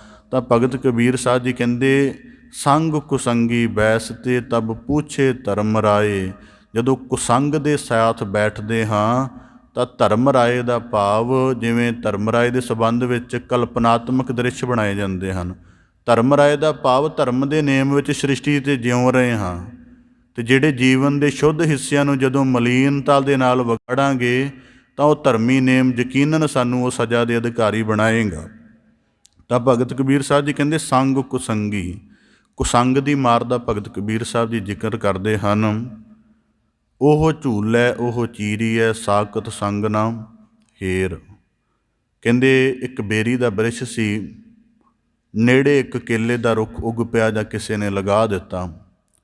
ਹਵਾ ਆਈ ਅਤੇ ਆਪਣੇ ਲੰਮੇ ਪੱਤਿਆਂ ਦੇ ਨਾਲ ਜਿਹੜਾ ਹੈ ਕੇਲੇ ਦਾ ਬ੍ਰਿਛ, ਉਹ ਆਪਣਾ ਉਲਾਰ ਬੇਰੀ ਦੀ ਤਰਫ ਪ੍ਰਗਟ ਕਰਦਾ ਹੈ, ਆਪਣਾ ਸਨੇਹ ਪੱਤਿਆਂ ਨੂੰ ਝੁਲਾ ਕੇ ਬੇਰੀ ਦੀ ਤਰਫ ਪ੍ਰਗਟ ਕਰਦਾ ਹੈ। ਪਰ ਇਹ ਨਹੀਂ ਪਤਾ ਕਿ ਬੇਰੀ ਦੇ ਨੇੜੇ ਮੈਂ ਕੁਸੰਗੀ ਵਾਂਗ ਆ ਗਿਆ ਹਾਂ ਅਤੇ ਉਹਦੇ ਅੰਦਰ ਇਸ ਤਰ੍ਹਾਂ ਦੇ ਭਾਵ ਨਹੀਂ ਹਨ। ਉਹ ਆਪਣੇ ਪੱਤਿਆਂ ਨੂੰ ਉਲਾਰ ਕੇ ਉਹਦੀ ਤਰਫ ਕਰਦਾ ਹੈ, ਬੇਰੀ ਆਪਣੇ ਆਪਣੇ ਤਿੱਖਿਆਂ ਕੰਢਿਆਂ ਦੇ ਨਾਲ ਉਹਦੇ ਜਿਹੜੇ ਕੂਲੇ ਪੱਤੇ ਹਨ ਕੇਲੇ ਦੇ ਬ੍ਰਿਛ ਦੇ, ਉਹਨਾਂ ਨੂੰ ਲੀਰ ਕਰ ਦਿੰਦੀ ਹੈ, ਉਹਦੀ ਬੁਰੀ ਹਾਲਤ ਕਰ ਦਿੰਦੀ ਹੈ। ਕੁਸੰਗ ਦੀ ਮਾਰ ਇਸ ਪ੍ਰਕਾਰ ਮਨੁੱਖ ਨੂੰ ਪੈਂਦੀ ਹੈ। ਤਾਂ ਭਗਤ ਕਬੀਰ ਸਾਹਿਬ ਜੀ ਕਹਿੰਦੇ, ਸੰਗ ਕੁਸੰਗੀ ਬੈਸ ਤੇ। ਇਹਦਾ ਨਿਰਣਾ ਮੈਂ ਆਪਦੇ ਸਨਮੁਖ ਰੱਖਦਿਆਂ ਕਿ ਅਸਲ 'ਚ ਅਸੀਂ ਜਦੋਂ ਆਪਣੀ ਸਮਾਜਿਕਤਾ ਨੂੰ ਪ੍ਰਮੁੱਖ ਰੱਖਦੇ ਹਾਂ ਅਤੇ ਆਪਣੀ ਅਧਿਆਤਮਿਕਤਾ ਨੂੰ ਕੇਵਲ ਟੈਂਪਰੇਰੀ ਜਿਹਾ ਰੱਖਦੇ ਹਾਂ, ਉਦੋਂ ਇਹ ਸਥਿਤੀ ਪੈਦਾ ਹੁੰਦੀ। ਬੜੇ ਗੁਰਮੁਖ ਬੰਦੇ ਸੁਬਹਾ ਸਤ ਸੰਗਤ ਵਿੱਚ ਵੀ ਹੋਣਗੇ, ਪਰ ਸ਼ਾਮ ਨੂੰ ਉਹਨਾਂ ਦੀ ਪਾਰਟੀ ਦੀ ਮਜਲਿਸ ਸਿਰੇ ਦੇ ਵਿਕਾਰੀ ਬੰਦਿਆਂ ਨਾਲ ਹੋਏਗੀ। ਕਿਹਾ ਜਾਵੇ ਜੀ ਤੁਸੀਂ ਆਪਣੀ ਇਸ ਸਾਧਨਾ ਨੂੰ ਥੋੜ੍ਹਾ ਕੰਟਰੋਲਡ ਕਰੋ, ਤਾਂ ਕਹਿਣਗੇ ਜੀ ਸਾਡੀ ਸਮਾਜਿਕਤਾ ਦੀ ਜ਼ਿੰਮੇਵਾਰੀ ਹੈ। ਪਰ ਯਕੀਨਨ ਜਾਣਨਾ ਜਿਹੜੀ ਅਧੂਰੀ ਸਮਾਜਿਕਤਾ ਹੈ, ਇਹ ਅਧੂਰੇ ਕਿਸਮ ਦੀ ਸਮਾਜਿਕਤਾ ਹੈ। ਤਾਂ ਕਰਕੇ ਅੱਜ ਦੇ ਵਰਤਮਾਨ ਸਮੇਂ ਨੂੰ ਵਿਚਾਰੀਏ, ਬੰਦਾ ਸਕੂਲ ਯੂਨੀਵਰਸਿਟੀ ਤੋਂ ਲੈ ਕੇ, ਮੈਂ ਅੱਗੇ ਵੀ ਕਈ ਦਫਾ ਅਰਜ਼ ਕੀਤੀ ਹੈ ਕਿ ਪ੍ਰੋਫੈਸ਼ਨਲ ਐਥਿਕਸ 'ਤੇ ਲੈਕਚਰ ਦੇਣ ਵਾਲਾ ਪ੍ਰੋਫੈਸਰ ਸ਼ਾਮ ਨੂੰ ਸ਼ਰਾਬ ਦੀ ਬੋਤਲ ਨਾਲ ਆਪ ਆਰਾਮ ਲੈਂਦਾ। ਪ੍ਰੋਫੈਸ਼ਨਲ ਐਥਿਕਸ ਦਾ ਮਤਲਬ ਹੈ ਕਿ ਬੰਦੇ ਨੂੰ ਬੰਦਾ ਕਿਵੇਂ ਬਣਾਉਣਾ, ਇਹਦਾ ਇੱਕ ਵਿਸ਼ਾ ਚੱਲਦਾ ਹੈ ਯੂਨੀਵਰਸਿਟੀਆਂ ਦੇ ਵਿੱਚ, ਸਾਡੇ ਅਜੇ ਇੱਧਰ ਇੰਟਰੋਡਿਊਸ ਨਹੀਂ ਹੋਇਆ। ਉਸ ਨੂੰ ਦੇਣ ਵਾਲਾ ਵੀ ਸ਼ਾਮ ਨੂੰ ਇਸ ਤਰ੍ਹਾਂ ਦੀ ਰਸਾਤਲ ਦੇ ਵਿੱਚ ਲਿਪਤ ਹੈ। ਮਤਲਬ ਜਿਵੇਂ ਅੱਜ ਕੱਲ੍ਹ ਸਾਨੂੰ ਇਹ ਭੁਲੇਖਾ ਪਿਆ ਹੋਇਆ ਜੀ ਪੜ੍ਹਾਈ ਬੰਦੇ ਚੰਗੇ ਨਿਰਮਾਣ ਕਰਦੀ ਹੈ। ਮੈਂ ਖੁਦ ਵਿਸ਼ਵ ਵਿਦਿਆਲਿਆਂ ਦੇ ਵਿੱਚ ਹੋ ਕੇ ਪਤਾ ਹੈ ਕਿੰਨੀ ਗਿਰਾਵਟ ਹੈ ਉੱਥੇ। ਕੋਈ ਇੱਕ ਮਜਲਿਸ ਬੰਦਾ ਗਿਣਾ ਦੇਵੇ ਜਿੱਥੇ ਮਨੁੱਖ ਦੇ ਮਨ ਨੂੰ, ਉਹਦੀ ਬੁੱਧ ਨੂੰ, ਉਹਦੀ ਸੁਰਤ ਨੂੰ ਉਚਾਈ ਮਿਲਦੀ ਹੋਵੇ। ਕੋਈ ਇੱਕ ਮਜਲਿਸ ਗਿਣਾ ਦੇ। ਅਸੀਂ ਆਮ ਕਿਸਮ ਦੀ 4-5 ਜਣੇ ਬੈਠ ਕੇ ਅਖਬਾਰ ਪੜ੍ਹਨ ਤੋਂ ਬਾਅਦ ਚਰਚਾ ਕਰਦੇ ਹਾਂ। ਸਾਨੂੰ ਸਾਡੀ ਚਰਚਾ ਦਾ ਪੱਧਰ ਪਤਾ ਹੈ ਕੀ ਹੁੰਦਾ। ਉਹਦੇ ਵਿੱਚ ਦਵੈਤ ਹੈ, ਉਹਦੇ 'ਚ ਮਨ ਦਾ ਆਪ ਹੁਦਰਾਪਣ ਹੈ, ਉਹਦੇ ਵਿੱਚ ਬੁੱਧੀ ਦੇ ਅਧੂਰੇਪਣ ਦੀ ਜਿਹੜੇ ਖਿਆਲ ਹਨ ਉਹਨਾਂ ਦੀ ਉਤੇਜਿਤ ਜੀ ਚਰਚਾ ਹੈ। ਉਹਦੇ 'ਚ ਗੰਭੀਰਤਾ ਕਿਸਮ 'ਚ ਪੈ ਕੇ ਤੇ ਕਿਸੇ ਨੁਕਤੇ 'ਤੇ ਕੇਂਦਰਿਤ ਹੋ ਕੇ ਉਹਦੇ ਸਮੁੱਚੇ ਪਸਾਰ ਨੂੰ ਸਮਝਣ ਦੇ ਲਈ ਤਾਂ ਕੋਈ ਕਾਰਨ ਹੈ ਹੀ ਨਹੀਂ। ਇਸ ਕਰਕੇ ਭਗਤ ਕਬੀਰ ਸਾਹਿਬ ਜੀ ਕਹਿੰਦੇ ਸੰਗ ਕੁਸੰਗੀ, ਔਰ ਸਭ ਤੋਂ ਵੱਡੀ ਗੱਲ ਕੁਸੰਗ ਦਾ ਮਨੁੱਖ ਕੋ ਨਿਰਣਾ ਹੁੰਦਾ ਹੀ ਨਹੀਂ। ਇਹ ਵੀ ਇੱਕ ਹੋਰ ਗੱਲ ਹੈ, ਇਹਦੇ ਵਿੱਚ ਇਹ ਨੁਕਤਾ ਹੈ। ਉਦਾਹਰਨ ਦੇ ਤੌਰ 'ਤੇ ਕਿਸੇ ਦੇ ਇੱਕ ਜੀਵਨ ਦੇ ਪੱਖ ਜਿਵੇਂ ਦੋਸਤ ਬਣਦੇ ਨੇ, ਉਹਦੇ ਜੀਵਨ ਦਾ ਇੱਕ ਪੱਖ ਚੰਗਾ ਲੱਗਾ ਕਿ ਉਹਨੇ ਸ਼ਾਇਦ ਸਾਡੀ ਫਾਈਨੈਂਸ਼ੀਅਲੀ ਮਦਦ ਕਰ ਦਿੱਤੀ, ਚੰਗਾ ਲੱਗਣ ਲੱਗ ਪਿਆ, ਪਰ ਉਹਦੇ ਬਾਕੀ ਜੀਵਨ ਦਾ ਵਿਸ਼ਲੇਸ਼ਣ ਨਹੀਂ ਕੀਤਾ। ਹੁਣ ਇਸ ਇੱਕ ਕਾਰਨ ਕਰਕੇ ਜਾਂ ਕੁਦਰਤੀ ਮੋਹ ਕਰਕੇ ਉਹਦੇ ਨਾਲ ਜੁੜੇ ਹੋਏ ਆ, ਪਰ ਬਾਕੀ ਜੀਵਨ ਉਹਦਾ ਕਿਸ ਤਰ੍ਹਾਂ ਤੋਂ ਪ੍ਰਭਾਵਿਤ ਹੈ, ਇਸ ਗੱਲ ਦਾ ਨਿਰਣਾ ਨਾ ਕਰਕੇ ਕੇਵਲ ਇੱਕ ਦੋਸਤੀ ਦੇ ਰਸ ਨੂੰ ਪੂਰਾ ਕਰਨ ਹਿੱਤ ਮਨੁੱਖ ਆਪਣੇ ਜੀਵਨ 'ਚ ਇੰਨੀ ਮੈਲ ਉਤਾਰ ਲੈਂਦਾ। ਇਸ ਕਰਕੇ ਗੁਰਬਾਣੀ 'ਚ ਗੁਰੂ ਸਾਹਿਬ ਜੀ ਦਾ ਜ਼ਿਕਰ ਆਉਂਦਾ ਹੈ, ਉਜਲ ਕਹਿਆ ਚਿਲਕਣਾ ਕੋਟਿਮ ਕਾਲੜੀ ਮਸ। ਕਈ ਵਾਰੀ ਵਰਤਮਾਨ ਸਮੇਂ 'ਚ ਮਨੁੱਖ ਬੜੇ ਸੁਸ਼ੀਲ ਹੋ ਗਏ ਨੇ ਦਿਖਣ ਦੇ ਪੱਖ ਤੋਂ, ਪਰ ਅੰਤਰੀਵ ਪੱਖ ਤੋਂ ਬੜੇ ਨਿਮਨ ਹਨ, ਬੜੇ ਕਮਜ਼ੋਰ ਹਨ। ਤਾਂ ਭਗਤ ਕਬੀਰ ਸਾਹਿਬ ਜੀ ਕਹਿੰਦੇ ਸੰਗ ਕੁਸੰਗੀ ਬੈਸ ਤੇ। ਔਰ ਇੱਕ ਹੋਰ ਵੀ ਹੈ, ਭਗਤ ਕਬੀਰ ਸਾਹਿਬ ਜੀ ਨੇ ਕਿਹਾ ਸਾਕਤ ਸੰਗ ਨਾ ਕੀਜੀਏ ਦੂਰ ਰਹਿ ਜਾਈਏ ਭਾਗ। ਉਹਦਾ ਕਾਰਨ ਇਹ ਹੈ ਕਿ ਜਿਹੜਾ ਜਦੋਂ ਵੇਖੋ ਇਹਨੂੰ ਸਰਲ ਨੁਕਤੇ ਤੋਂ ਇਉਂ ਸਮਝਿਆ ਜਾ ਸਕਦਾ ਹੈ ਕਿ ਜਦੋਂ ਮਨੁੱਖ ਦਾ ਮਨ ਵਿਕਾਰਾਂ ਦੀ ਨੈਗੇਟਿਵਿਟੀ ਵਿੱਚ ਹੁੰਦਾ ਹੈ ਤੇ ਇਹ ਪੂਰਾ ਇਕਾਗਰ ਹੁੰਦਾ ਹੈ। ਮਤਲਬ ਜਦੋਂ ਕੋਈ ਬੰਦਾ ਜਿਹੜਾ ਚੋਰ ਹੈ, ਚੋਰੀ ਦੀ ਮਨਸ਼ਾ ਵਾਲਾ, ਮੈਂ ਕਿਸੇ ਦਫਾ ਕੁਝ ਚੋਰਾਂ ਦਾ ਅਧਿਐਨ ਕੀਤਾ ਜਿਹੜੇ ਕਿਤੇ ਮਿਲੇ, ਤਾਂ ਮੈਂ ਕਿਹਾ ਜਦੋਂ ਤੁਸੀਂ ਚੋਰੀ ਕਰਦੇ ਤੁਹਾਡੇ ਖਿਆਲ ਅੰਦਰ ਕੀ ਕਹਿੰਦਾ? ਅਸੀਂ ਇਹ ਸਮਝਦੇ ਨਹੀਂ ਕਿ ਕੋਈ CCTV ਲੱਗਿਆ ਜਾਂ ਕੋਈ ਕਾਨੂੰਨ ਸਾਨੂੰ ਪਕੜਨ ਵਾਲਾ ਹੈ ਜਾਂ ਕੋਈ ਬੰਦਾ ਸਾਨੂੰ ਦੇਖਣ ਵਾਲਾ ਹੈ। ਕਹਿੰਦੇ ਅਸੀਂ ਇਸ ਗੱਲ ਨੂੰ ਮੰਨਦੇ ਨਹੀਂ। ਅਸੀਂ ਤਾਂ ਇਹ ਮੰਨਦੇ ਕਿ ਜਿਹੜੀ ਚੀਜ਼ ਚੁਰਾਉਣੀ ਇੱਕ ਉਹ ਹੈ ਅਤੇ ਇੱਕ ਅਸੀਂ ਹਾਂ, ਤੀਜਾ ਕੋਈ ਹੈ ਹੀ ਨਹੀਂ। ਮਤਲਬ ਇੱਕ ਨੈਗੇਟਿਵਿਟੀ ਦਾ ਕਰਮ ਕਰਨ ਵਾਲਾ ਇੰਨੀ ਇਕਾਗਰਤਾ ਦੇ ਵਿੱਚ ਹੈ ਕਿ ਉਹਨੂੰ ਵਸਤ ਚੁਰਾਉਣ ਵਾਲੀ ਚੀਜ਼ ਤੇ ਕੇਵਲ ਆਪਣਾ ਆਪ ਨਜ਼ਰ ਆਉਂਦਾ ਹੈ। ਉਹ ਆਪਣੀ ਭਾਵੇਂ ਨੈਗੇਟਿਵਿਟੀ ਕਰ ਰਿਹਾ ਹੈ ਪਰ ਉਹਦੇ ਵਿੱਚ ਉਹਦਾ ਪੂਰਾ ਫੋਰਸ ਪੂਰੀ ਇਕਾਗਰਤਾ ਦੇ ਨਾਲ ਕੰਮ ਕਰ ਰਿਹਾ ਹੈ। ਪਰ ਜਦੋਂ ਅਸੀਂ ਆਪਣੀ ਪੋਜ਼ੀਟਿਵਿਟੀ ਦਾ ਅਧਿਆਤਮਕ ਕਰਮ ਕਰਦੇ ਹਾਂ, ਭਾਵ ਸਤ ਸੰਗਤ ਵਿੱਚ ਬੈਠਦੇ ਹਾਂ, ਤਾਂ ਉਦੋਂ ਕੀ ਹੁੰਦਾ ਹੈ, ਸਾਡੇ ਮਨ ਦੀਆਂ ਕਲਪਨਾਵਾਂ ਕਿਤੇ ਹੋਰ ਉਡਾਰੀ ਲਗਾ ਰਹੀਆਂ ਨੇ, ਚਿੱਤ ਦੇ ਵਿੱਚ ਕੁਝ ਹੋਰ ਤਰ੍ਹਾਂ ਦੇ ਭਾਵ ਉਪਜ ਰਹੇ ਹਨ ਅਤੇ ਸਾਡੀ ਅਹੰ ਕੁਝ ਹੋਰ ਤਰ੍ਹਾਂ ਦੀ ਬਣੀ ਹੋਈ ਹੈ। ਤਾਂ ਭਗਤ ਕਬੀਰ ਸਾਹਿਬ ਜੀ ਆਖਦੇ ਸੰਗ ਕੁਸੰਗੀ, ਜਿਹੜਾ ਸਾਕਤ ਪੁਰਸ਼ ਦਾ ਸੰਗ ਹੈ ਕਿ ਉਹਨੇ ਆਪਣੀ ਭਾਵੇਂ ਨੈਗੇਟਿਵਿਟੀ ਹੁੰਦੀ ਹੈ ਪਰ ਉਹਨੇ ਜ਼ਿਆਦਾ ਜ਼ੋਰ ਕਮਾਇਆ ਹੁੰਦਾ ਹੈ। ਸਾਡੇ ਕੋਲ ਇੰਨਾ ਜ਼ੋਰ ਨਹੀਂ ਹੁੰਦਾ ਕਿ ਅਸੀਂ ਕਿਸੇ ਜਿਹੜੇ ਸ਼ੁਰੂ 'ਚ ਅਧਿਆਤਮਿਕ, ਅਤੇ ਇਸ ਕਰਕੇ ਸਾਡੇ ਧਾਰਮਿਕ ਲੋਕ ਇੱਕ ਅਣਜਾਣਤਾ ਕਰਦੇ ਹਨ। 10 ਦਿਨ ਦੀ ਆਪਣੀ ਸਾਧਨਾ ਹੈ ਸਤ ਸੰਗਤ ਵਿੱਚ ਆਉਣ ਦੀ, 11ਵੇਂ ਦਿਨ ਉਪਦੇਸ਼ਕ ਬਣ ਜਾਣਗੇ। 11ਵੇਂ ਦਿਨ ਉਪਦੇਸ਼ਕ ਬਣ ਜਾਣਗੇ। 10 ਦਿਨ ਅਜੇ ਸਤ ਸੰਗਤ 'ਚ ਆਏ ਨੇ ਸਵੇਰ ਸ਼ਾਮ, 11ਵੇਂ ਦਿਨ ਉਪਦੇਸ਼ ਹੋ ਕੇ ਉਸ ਵਿਕਾਰੀ ਬੰਦੇ ਨੂੰ ਉਪਦੇਸ਼ ਕਰਨਾ ਸ਼ੁਰੂ ਕਰ ਦਿੰਦੇ। ਫਿਰ ਉਹ ਕੋਈ ਇਹੋ ਜਿਹਾ ਵਾਕ ਆਪਣਾ ਵਿਖਿਆ ਭਰਿਆ ਉਚਾਰਦਾ ਹੈ ਕਿ ਜਿਹੜੀ 10 ਕੁ ਦਿਨਾਂ ਦੀ ਸਾਧਨਾ ਭਰੀ, ਰਸ ਭਰੀ, ਆਨੰਦਿਤ ਭਰੀ ਜਾਂ ਇਕਾਗਰਤਾ ਭਰੀ ਕੋਈ ਅਵਸਥਾ ਬਣੀ ਹੁੰਦੀ ਹੈ, ਉਹਨੂੰ ਚੂਰ ਚੂਰ ਕਰ ਦਿੰਦਾ ਹੈ। ਆਪਣੇ ਜ਼ੋਰ ਨਾਲ ਇਹਨਾਂ ਨੂੰ ਹਟਾ ਲੈਂਦੇ ਨੇ, ਇਹ ਉਹਨਾਂ ਨੂੰ ਹਟਾ ਨਹੀਂ ਸਕਦੇ ਕਿਉਂਕਿ ਉਹਦੇ ਕੋਲ ਨੈਗੇਟਿਵਿਟੀ ਦਾ ਜ਼ੋਰ ਹੈ। ਸਾਡੇ ਕੋਲ ਪੋਜ਼ੀਟਿਵਿਟੀ ਦਾ ਜ਼ੋਰ ਉਦੋਂ ਬਣ ਸਕਦਾ ਜਦੋਂ ਸਾਡੇ ਜੀਵਨ ਨਾਮ ਰਸੀ ਹੋ ਗਿਆ। ਨਾਮ ਰਸੀ ਦਾ ਮਤਲਬ ਸਾਡੀ ਸੁਰਤ ਦੀ ਜਿਹੜੀ ਪਸਾਰ ਨੇ ਉਹ ਸਾਰੇ ਗਿਆਨਾਤਮਕ ਪੱਖਾਂ ਨਾਲ ਜੁੜ ਜਾਣ ਅਤੇ ਕੀਰਤਨ ਦੀ ਤਰੰਗਣਾ ਸਾਡੇ ਰੋਮ ਦੇ ਹਰ ਹਿੱਸੇ ਵਿੱਚ ਉਤਪੰਨ ਹੋਵੇ। ਇਸ ਕਰਕੇ ਭਗਤ ਕਬੀਰ ਸਾਹਿਬ ਜੀ ਕਹਿੰਦੇ ਕੁਸੰਗੀ। ਹੁਣ ਉਦਾਹਰਨ ਦੇ ਤੌਰ 'ਤੇ ਪੱਤੇ ਵੱਡੇ ਹਨ ਉਹਦੇ ਕੇਲੇ ਦੇ ਬ੍ਰਿਛ ਦੇ, ਬੇਰੀ ਦੇ ਛੋਟੇ ਹਨ, ਪਰ ਬੇਰੀ ਦੇ ਛੋਟੇ ਪੱਤਿਆਂ ਦੇ ਵਿੱਚ ਸੂਖਮ ਜਿਹੇ ਕੰਢੇ ਲੁਕੇ ਹੋਏ ਹਨ। ਇਸ ਕਰਕੇ ਕੁਸੰਗ ਦੀ ਮਾਰ ਇਵੇਂ ਆ, ਉੱਤੋਂ ਵਾਗ ਠੀਕ ਲੱਗਣਗੇ। ਜਿਵੇਂ 3 ਕਿਸਮਾਂ ਦੇ ਲੋਕ ਹਨ, ਆਸਤਿਕ, ਨਾਸਤਿਕ ਅਤੇ ਗਨੋਸਟਿਕ।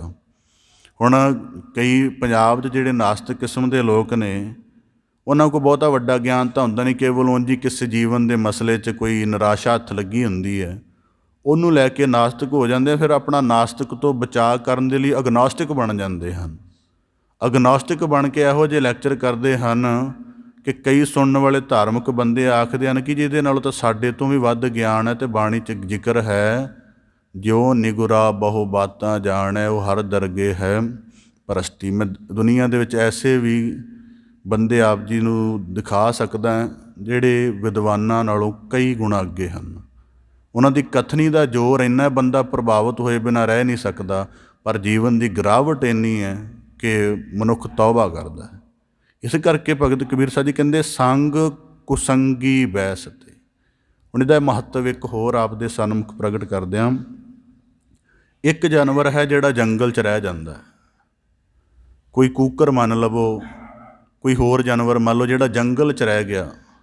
ਹੁਣ ਜੰਗਲ 'ਚ ਰਹਿੰਦਾ ਰਿਹਾ ਅਤੇ ਹਿੰਸਕ ਹੈ, ਪਰ ਉਸੇ ਜਾਨਵਰ ਨੂੰ ਜੰਗਲ ਵਿੱਚ ਪੈਦਾ ਹੁੰਦਿਆਂ ਕੋਈ ਉਠਾ ਕੇ ਆਪਣੇ ਘਰ ਲੈ ਆਇਆ, ਉਹ ਪਾਲਤੂ ਬਣ ਜਾਂਦਾ। ਜਿਵੇਂ ਅੰਗਰੇਜ਼ ਲੋਕ ਚੀਤਿਆਂ ਬਘਿਆੜਾਂ ਨੂੰ ਵੀ ਆਪਣੇ ਘਰਾਂ 'ਚ ਪਾਲਦੇ ਨੇ, ਪਰ ਉਹ ਕੱਟਦੇ ਨਹੀਂ ਉਹਨਾਂ ਨੂੰ। ਕਿਉਂ ਨਹੀਂ? ਕਿਉਂਕਿ ਜਿਹੜੇ ਉਹਦੇ ਸੁਭਾਅ ਦੇ ਵਿੱਚ ਹਿੰਸਾ ਦੇ ਚਿੱਤਰ ਉਤਰ ਕੇ ਉਹਨੇ ਹਿੰਸਕ ਹੋਣਾ ਸੀ, ਉਸੇ ਉਹਦੇ ਮਨ ਦੇ, ਉਹਦੇ ਬਾਡੀ ਦੇ ਫੋਰਸ ਦੇ ਵਿੱਚ ਉਹਨਾਂ ਨੇ ਇੱਕ ਜਿਹੜੇ ਸੱਭਿਅਕ ਨੁਕਤਿਆਂ ਦਾ ਸੁਚੱਜਾ ਜਿਹੜਾ ਜੀਵਨ ਦਾ ਵਿਵਹਾਰ ਹੁੰਦਾ ਹੈ, ਉਹਦੇ ਪ੍ਰਭਾਵ ਨੂੰ ਮਨੁੱਖਾਂ ਦੀ ਸੰਗਤ ਦੇ ਨਾਲ ਉਤਾਰ ਦਿੱਤਾ ਹੈ। ਅਤੇ ਹਿੰਸਕ ਕਿਸਮ ਦਾ ਹੋਣ ਵਾਲਾ ਬਘਿਆੜ ਜਿਹੜਾ ਜੰਗਲ 'ਚ ਰਹਿ ਕੇ ਬਣਨਾ ਸੀ, ਉਹ ਮਨੁੱਖਾਂ ਦੀ ਸੁਸਾਇਟੀ ਵਿੱਚ ਆ ਕੇ ਆਮ ਵਰਗਾ ਹੋ ਜਾਂਦਾ ਹੈ। ਕੁਸੰਗੀ ਇਸ ਤਰ੍ਹਾਂ ਵੀ ਸਮਝਿਆ ਜਾ ਸਕਦਾ ਹੈ। ਔਰ ਦੂਜੀ ਗੱਲ, ਮਨੁੱਖ ਦੀ ਸੰਗਤ ਜਿਹੜੀ ਹੈ ਉਹ ਬੜੀ ਜਲਦੀ ਮਨੁੱਖ 'ਤੇ ਪ੍ਰਭਾਵਿਤ ਕਰਦੀ ਹੈ। ਵਰਤਮਾਨ ਸਮੇਂ 'ਚ ਜਿਤਨੀਆਂ ਸਾਡੀਆਂ ਸਮੱਸਿਆਵਾਂ ਹਨ, ਖਾਸ ਕਰਕੇ ਨੌਜਵਾਨੀ ਪੱਧਰ 'ਤੇ, ਬੱਚੇ ਦੀ ਚਿੰਤਾ ਤਾਂ ਬੜੀ ਹੈ ਜੀ, ਇਹ ਕਰਦਾ ਕੀ ਹੈ, ਪਰ ਇਸ ਗੱਲ ਦੀ ਚਿੰਤਾ ਨਹੀਂ ਕਿ ਇਹਦੀ ਮੋਬਾਈਲ, ਇਹਦੀ ਜੀਵਨ ਦੇ ਬਾਹਰ ਚੱਲਣ ਦੇ ਪੱਧਰ 'ਤੇ ਸੰਗਤ ਕੈਸੀ ਹੈ। ਹੁਣ ਇਹ ਸੰਗਤ ਕਰਨ ਦੇ ਲਈ ਬੰਦੇ ਨੂੰ ਕਿਸੇ ਮਜਲਿਸਾਂ ਵਿੱਚ ਬੈਠਣ ਦੀ ਵੀ ਲੋੜ ਨਹੀਂ। ਇਹ ਮਤਲਬ ਇਹ ਇਸ ਗੱਲ 'ਤੇ ਨਾ ਰਹੋ ਕਿ ਸਾਡਾ ਬੱਚਾ ਤਾਂ ਸਾਰਾ ਦਿਨ ਘਰੇ ਰਹਿੰਦਾ ਹੈ ਜੀ, ਉਹ ਤਾਂ ਕਿਸੇ ਨੇੜੇ ਬੈਠਦਾ ਹੀ ਨਹੀਂ, ਪਰ ਘਰੇ ਬੈਠ ਕੇ ਵੀ ਉਹ 5000 ਮਨੁੱਖਾਂ ਦੇ ਸੰਗ ਇੱਕੋ ਵਾਰੀ ਬੈਠ ਸਕਦਾ ਹੈ। ਮੈਂ ਕੱਲ੍ਹ ਕੁਝ ਦਿਨ ਪਹਿਲਾਂ ਘਟਨਾ ਸਾਂਝੀ ਕੀਤੀ ਸੀ ਕਿ ਲਾਕਡਾਊਨ ਦੇ ਦੌਰਾਨ ਦਿੱਲੀ ਦੇ ਵੱਡੇ ਨਗਰ ਦੇ ਵਿੱਚ 12-15 ਸਾਲ ਦੀ ਉਮਰ ਦੇ ਬੱਚਿਆਂ ਦੀ ਐਸੀ ਕਰੂਰ ਘਟਨਾ ਸਾਹਮਣੇ ਆਈ ਕਿ ਉਹ ਦਿੱਲੀ ਦਾ ਸਾਰਾ ਸਿਸਟਮ ਹਿੱਲ ਗਿਆ। ਉਹ ਵਾਚਣ ਕਿ ਇੰਨੇ ਵਿਕਾਰੀ ਜੀਵਨ ਦੇ ਵਿੱਚ 12-15 ਸਾਲ ਦਾ ਬੱਚਾ ਲਿਪਤ ਹੋ ਸਕਦਾ ਹੈ। ਇਹ ਕਈ ਬੜੇ ਮਾਣ ਨਾਲ ਕਹਿਣਗੇ ਬੱਚਾ ਘਰੋਂ ਬਾਹਰ ਜਾਂਦਾ ਹੀ ਨਹੀਂ। ਠੀਕ ਹੈ, ਕਿਸੇ ਹੋਰ ਨੂੰ ਤੁਸੀਂ ਪ੍ਰਭਾਵਿਤ ਕਰ ਸਕਦੇ ਹੋ, ਪਰ ਜਿਹੜਾ ਬੰਦਾ ਗਿਆਨ ਦੇ ਵਿੱਚ ਡੈਂਸ ਹੈ, ਉਹਨੂੰ ਪਤਾ ਹੈ ਇਹ 5000 ਬੰਦਿਆਂ ਸੰਗ ਇੱਕੋ ਵਾਰੀ ਬੈਠਾ ਹੋਇਆ, ਉੱਥੇ ਕਿਵੇਂ ਦੀ ਸਾਧਨਾ ਕਰੇ। ਸੰਗਤ ਦੇ ਰੂਪ ਵੀ ਤਾਂ ਬਦਲਦੇ ਨੇ। ਹੁਣ ਉਦਾਹਰਨ ਦੇ ਤੌਰ 'ਤੇ ਵਰਤਮਾਨ ਸਮੇਂ 'ਚ ਜਿਹੜਾ ਸੂਚਨਾ ਦਾ ਸੰਸਾਰ ਇੰਨਾ ਜਟਲ ਹੋ ਰਿਹਾ ਹੈ ਕਿ ਬੰਦੇ ਦੀ ਸੁਰਤ ਨੂੰ ਫਸਾਇਆ ਜਾ ਰਿਹਾ, ਤਾਂ ਭਗਤ ਕਬੀਰ ਸਾਹਿਬ ਜੀ ਕਹਿੰਦੇ ਸੰਗ ਕੁਸੰਗੀ ਬੈਸ ਤੇ ਤਬ ਪੁੱਛੈ ਧਰਮ ਰਾਏ। ਸੂਚਨਾ ਦੇ ਸੰਸਾਰ ਨਾਲ, ਦ੍ਰਿਸ਼ ਦੇ ਪ੍ਰਭਾਵ ਨਾਲ ਜਿਹੜਾ ਬੱਚੇ ਦਾ 7-8 ਸਾਲ ਦੇ ਦਾ ਮਨ ਵਿਕਾਰਾਂ ਦੇ ਤਹਿਤ ਠੱਗਿਆ ਜਾ ਰਿਹਾ, ਇਸ ਗੱਲ ਦੀ ਰੱਖਿਆ ਮਾਤਾ ਪਿਤਾ ਕਿਵੇਂ ਕਰੇਗਾ। ਇਸ ਕਰਕੇ ਇਹਨਾਂ ਗੱਲਾਂ ਨੂੰ ਦੀਰਘ ਵਾਚਣਾ ਜ਼ਰੂਰੀ ਹੈ। ਕਹਿੰਦੇ ਤਬ ਪੁੱਛੈ ਧਰਮ ਰਾਏ, ਅਤੇ ਕੁਸੰਗ ਦੀ ਮਾਰ ਮਨੁੱਖ ਨੂੰ ਜ਼ਰੂਰ ਪੈਂਦੀ ਹੈ, ਮਨੁੱਖ ਇਹਦਾ ਫਲ ਜ਼ਰੂਰ ਭੁਗਤਦਾ। ਇਸ ਪ੍ਰਕਾਰ ਗੁਰੂ ਅਰਜਨ ਦੇਵ ਸਾਹਿਬ ਜੀ ਭਗਤ ਕਬੀਰ ਸਾਹਿਬ ਜੀ ਸਰੋਪਾਓ ਬਖਸ਼ਿਸ਼ ਕਰਦੇ ਆ। 3 ਸ਼ਲੋਕਾਂ ਦੇ ਰੂਪ ਵਿੱਚ ਸਾਨੂੰ ਵਿਚਾਰ ਦੀ ਬਖਸ਼ਿਸ਼ ਕਰਦੇ ਨੇ। ਕਿਰਪਾ ਕਰਨ ਸ਼ਲੋਕਾਂ ਦਾ ਭਾਵ ਉਪਦੇਸ਼ ਸਾਡੇ ਸਾਰਿਆਂ ਦੇ ਹਿਰਦੇ ਅੰਦਰ ਵਸ ਜਾਏ। ਅਸੀਂ ਸ਼ਬਦ ਦੀ ਸਾਧਨਾ ਦੇ ਨਾਲ ਆਪਣੇ ਮਨ ਨੂੰ ਆਸਾ ਮਨਸ਼ਾ ਤ੍ਰਿਸ਼ਨਾ ਦੀ ਧਾਵਨਾ ਦੀ ਵਰਜਨਾ ਤੋਂ ਰੋਕ ਕੇ ਨਾਮ ਰਸ ਦੀ ਤਰਫ ਸਾਧਨਾ ਵਾਲੇ ਪਾਸੇ ਲਗਾਈਏ। ਆਪਣੇ ਹਿਰਦੇ ਰੂਪ ਨੂੰ ਭਗਤੀ ਦੇ ਸ਼ੁਭ ਗੁਣਾਂ ਦੇ ਨਾਲ ਆਭੂਸ਼ਿਤ ਕਰਕੇ ਸ਼ੋਭਨੀਕ ਬਣਾਈਏ, ਅਤੇ ਕੁਸੰਗ ਦੀ ਬਜਾਏ ਸਤ ਸੰਗ ਭਾਵ ਕਿ ਗੁਰੂ ਚਰਨਾਂ ਦੀ ਮੁਬਾਰਕ ਹਾਜ਼ਰੀ ਦੇ ਨਾਲ ਆਪਣੇ ਜੀਵਨ ਦੀ ਪਵਿੱਤਰਤਾ ਨੂੰ, ਨਿਰਮਲਤਾ ਨੂੰ, ਸ਼ੁੱਧਤਾ ਨੂੰ ਕਮਾ ਕੇ, ਗੁਰ ਕੀ ਕਾਰ ਕਮਾ ਕੇ ਆਪਣਾ ਜੀਵਨ ਸਫਲ ਕਰਨ ਦਾ ਯਤਨ ਕਰੀਏ ਜੀ। ਆਪ ਦੇ ਸਨਮੁਖ ਸ਼ਬਦ ਵਿਚਾਰ ਦੀ ਸਾਂਝ ਪਾਉਂਦਿਆਂ ਹੋਈਆਂ ਬੇਅੰਤ ਭੁੱਲਾਂ ਦੀ ਖਿਮਾ ਜਾਚਨਾ ਦੀ ਬੜੇ ਅਦਬ ਸਹਿਤ ਗੱਜ ਕੇ ਫਤਿਹ ਅਰਜ ਕਰੋ ਜੀ। ਵਾਹਿਗੁਰੂ ਜੀ ਕਾ ਖਾਲਸਾ, ਵਾਹਿਗੁਰੂ ਜੀ।